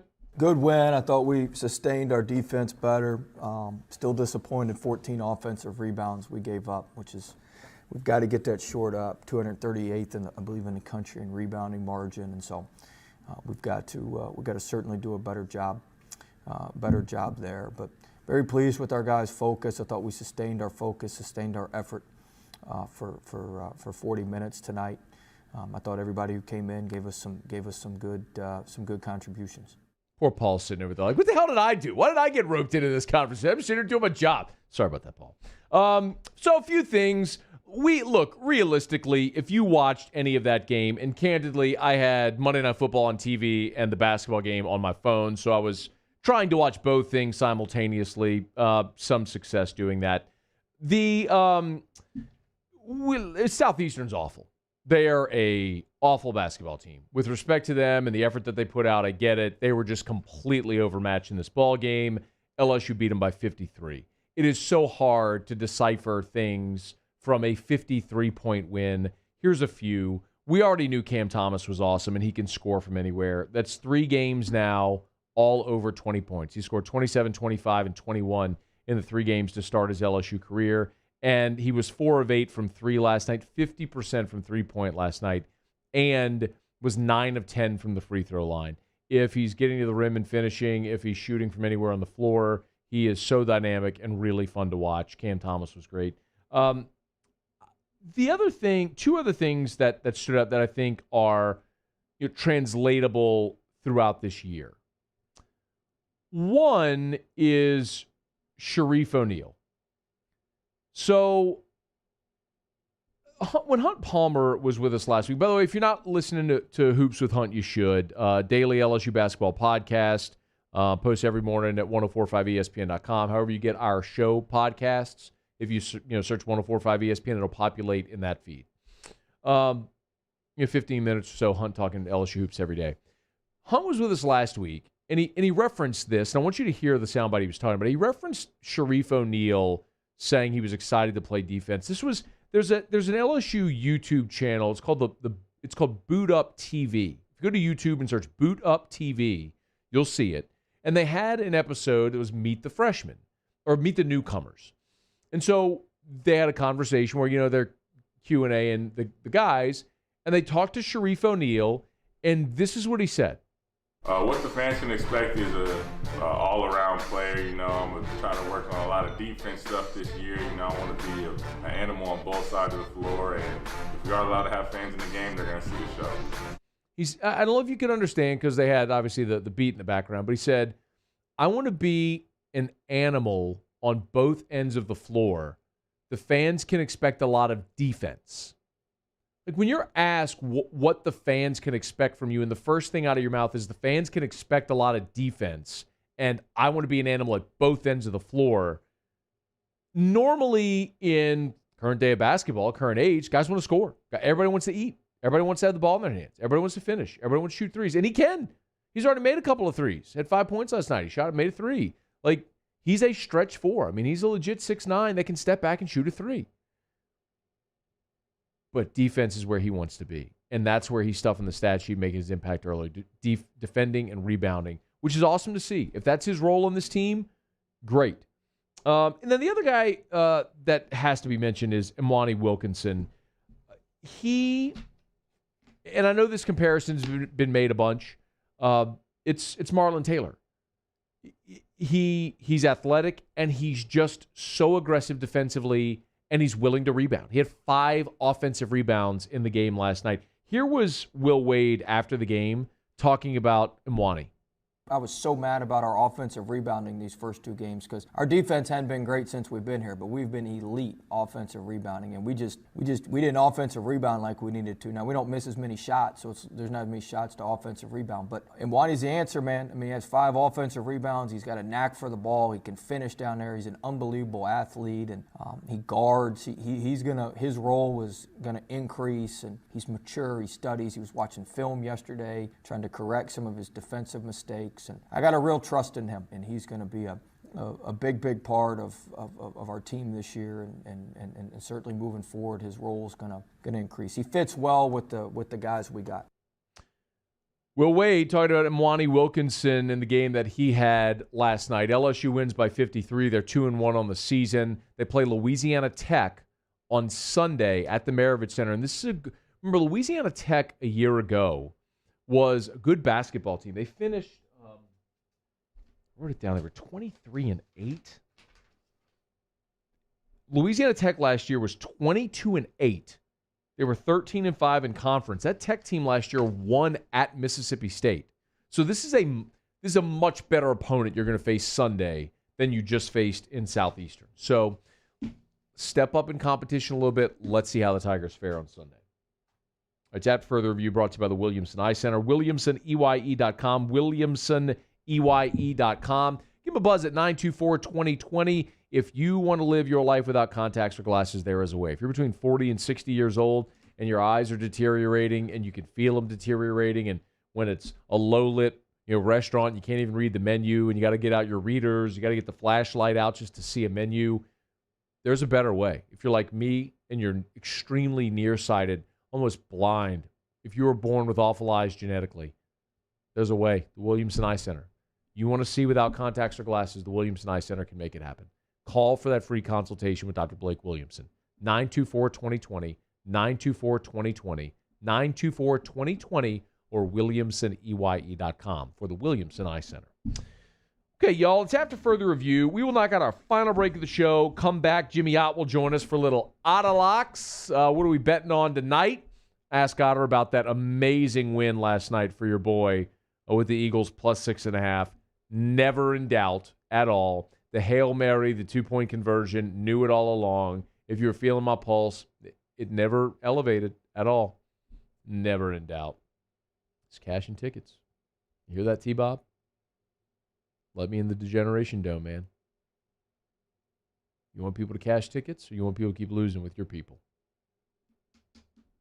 Let me know. Just waiting on a call. Otter Locks. Wrap up next. AFR. Have you taken a look at your roof? You know if you have roof damage? We just went through a pretty serious storm season. Obviously, there are parts of our state that were deeply affected, in parts of southwest Louisiana, Lafayette, parts of New Orleans. Baton Rouge, we were largely spared, thankfully. But if you had high wind, heavy rain, hail, chances are your home could have experienced damage. Your roof could have experienced damage. Call Premier South Roofing. Let Premier South Roofing come out, inspect your roof for free to see if you need a roof repair or a roof replacement. Remember, all you pay is your deductible. They'll get the insurance adjuster out there. They'll meet with everybody. You don't have to do anything. Just call them, let them come out, get on your roof to inspect it. And look, maybe your roof's fine. Shake your hand, be on their way. But the last thing in the world you want is a little problem becoming a very big, very expensive problem. Let Premier South Roofing handle it. PremierSouthLA.com. PremierSouthLA.com. If I built a van, it would do more than haul. It would carry my entire business. I'd make it available in dozens. Make that thousands of configurations. It would keep an eye on my fleet. And an eye out for danger. If I built a van, I'd make it available in diesel and gas. And I'd build it right here in South Carolina. Introducing the all-new Sprinter, starting at $33,790. Built in the USA. Mercedes-Benz. Vans. Born to run. Our local nonprofits help build a thriving community for all, and now it's time for us to give back. So join us for 225 Gives on Giving Tuesday, December 1st, to build community and unite action. Learn more at 225gives.org. Gulf Coast Bank and Trust is a local bank with a straightforward philosophy. It's about doing the right thing for our customers. Participating in our community with annual local fundraisers, offering individual attention in a modern banking atmosphere with a trusted local company. Gulf Coast Bank invested in technology with a local touch, giving our customers the power to bank anywhere, anytime. We're building relationships through personal service as the bank that cares about you. Gulf Coast Bank and Trust, the bank that cares about you. T-Bob Hebert here with breaking news. Front to Back Boat Services is the shop to upgrade your boat tech this fall. With not one but two NMEA certified techs, who better to install your Panoptic sonar, your HD displays. You want to see the fish under the water before you even cast? They have that. Trolling motors you could control with your iPhone? They have that. So what are you waiting for? Get into Front to Back Boat Services right now. Upgrade your boat tech. Make your boating dreams come true. Front to Back Boat Services. You may not know about the 4Kids Foundation, but you've probably heard of the Zurich Classic. And the Zurich Classic exists because of 4Kids.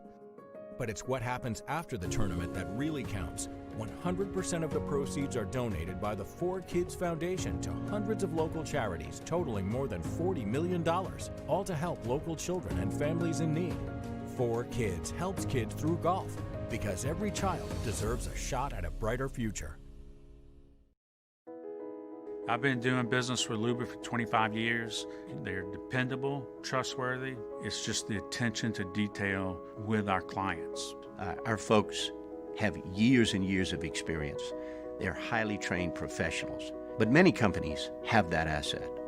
What I'd like to think makes Luba a bit different is that we use those talents in a way that truly is dedicated to serving the needs of the folks who depend on us. $10,000 off MSRP on a new 2020 Ford F-150 XLT. Buy a new one for less than a used one. All new Bayou Ford vehicles come with a 1 million mile powertrain warranty, and with Bayou to You, free delivery.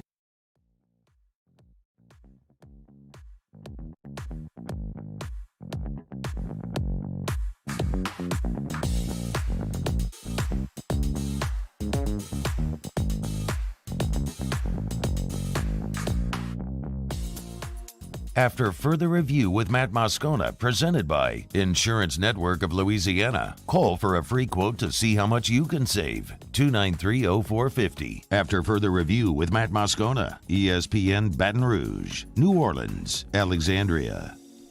Down the stretch we come. Final segment here on a Tuesday edition of AFR, presented by Insurance Network of Louisiana. We welcome aboard the Otter, Jimmy Ott for Autolocks. Otter, how are you? Good evening, Matthew, over at Mike Anderson's tonight. You can go get the Burnside salad. There we go. There you go. Not the Burbank. I think I said the Dalrymple. Not to be confused with the Jennifer Jean. You know, the Burnside. For those that don't know, those are all streets near LSU. Not just picks. We try to give advice also on the show. And one of the things we talk about is 90% of the time, you bet favorites early, you take dogs late. And the difference in a win and a loss last night with the Seattle Seahawks. Yeah. It was a crazy ending, Hail Mary and a 2-point conversion, but it was 5.5 early in the week. Over the weekend on Sunday, it was still like 5.5 or 6, and it went all the way to 6.5, 7 last night and fell 6. So, well, I took those 6.5 points, Otter, and I cashed my ticket. We're rocking chair game. Man. Never in doubt. Never in doubt, Otter. Just sitting back there, chillaxing. Never in doubt. Something else. So, it was, I don't know, man. That Philadelphia team is tough to watch sometimes. But, Carson Wentz get a lot. He hasn't been. That defense is coming around a little bit. Dunlap, we saw him play a few years in Florida, giving him some pressure off the edge. We know Adams can rush the quarterback as well. So they're kind of getting back into with their healthy backs as well, with Hyde and Carson. So Carson with a nasty run, finish it off for a touchdown. Nasty. But we got a little college hoops tonight. All right, what we got? Yes, indeed. After the pairing show, the committee, the top 25, it'll be Duke and Michigan State. A little doubleheader with Kansas and Kentucky right after that. And The Dukies are 4-point favorites over Michigan State. Michigan State, you remember last year, they kind of got off to that really rough start. Cassius Winston is finally gone after 17 years of eligibility. Yeah. So he is gone. Josh Langford, who got hurt, never returned in December. He returns for the Spartans this year. He's averaged over 40% from three-point range all 3 seasons. So they returned 3 of 5. Marquette transfer Joey Hauser as well, freshman All-Big East 2 seasons ago. And we like them, plus the 4 tonight with Tom Izzo on the sideline against the Dukies and Jalen Johnson and the Blue Devils. So plus 4 tonight. Got a lot of good college basketball action on doing the Maui Classic in Asheville, still sponsored by, a Maui gym and all that stuff. But just trying to make it work.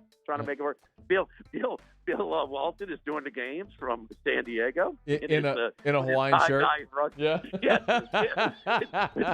I saw Bama got run, man. Bama got run by who? Was it Indiana? It was somebody. Bama got skunked today. It was really, really bad. Yeah, they looked terrible. So Indiana. Let's see. Indiana played Texas. Was it Stanford? It was Stanford. Stanford played North Carolina today. That'd be yesterday. Yeah. I think Stanford may have crushed Alabama. Yeah, that was Stanford. Yeah, it was. And Texas smashed Indiana earlier today. Yeah. So after struggling with Davidson, the Maui Classic. So we got Matt Ewins from Vegas Sports and Information Network. We kind of unveil the rankings. No expecting. Where am I getting my old fashioned from last week? Huh? I hit that one, didn't I? You did. You nailed it, Otter. You nailed it. You nailed the 4. I was for sure. Yeah, I guess the big surprise would have been Ohio State 4, but I don't know if there'll be any change today. All right, Otter, we got to bounce, man. Have a great show. Indeed. We appreciate Thank you. Y'all go see Jimmy Ott over at Mike Anderson's. And, of course, if you're in Baton Rouge, listen following us. If you're not in Baton Rouge, 1045ESPN.com or on the Game Time with Jimmy Ott Facebook page if you want to watch him. Muso, what did you learn today? At least one member of our audience wants to watch old people punch each other. Geriatric boxing. There was one person in Freak Jury that said they'd watch it. Paulie, what did you learn? Cushenberry figured out he had no quarterback at the same time we all did. How about that? Great chat with Lloyd Cushenberry. Check it out on demand if you missed it. What did you learn, Matt? Anthony Hundley decommitted from LSU today. Y'all have an awesome night. See you tomorrow. AFR. As we get on down the road, remind you about Relief Windows and ReliefWindows.com. Windows, doors, siding, Relief Windows and ReliefWindows.com. Give them a buzz at 288-8138. 288-8138. You know, you might pay a little more on the front end, but think about what you're paying for. Superior service, superior quality. That's what you get at Relief Windows, and a lifetime warranty against labor, material, and glass breakage. If in 10 years from now, 5 years from now, you have a problem with your windows, call Relief Windows. They'll come replace it for free. A lot of people say they have a lifetime warranty. Do they? Relief Windows does. You can trust Brandon Holly and his staff. Beautiful work, great product, and they'll treat you great. It's Relief Windows. 288-8138 or ReliefWindows.com. Windows, doors, siding. Relief Windows and ReliefWindows.com.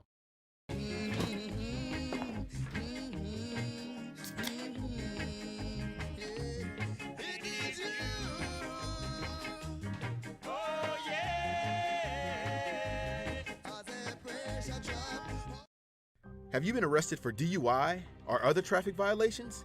Have you made a mistake? We all have. You're not a bad person.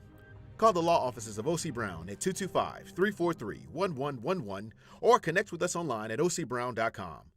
Toyotathon is happening now at Corval Toyota in Opelousas. Get into a 20 Camry for $297 a month. So come on down to Happy Town for Toyotathon. That's Corval Toyota in Opelousas. Happy Town, USA.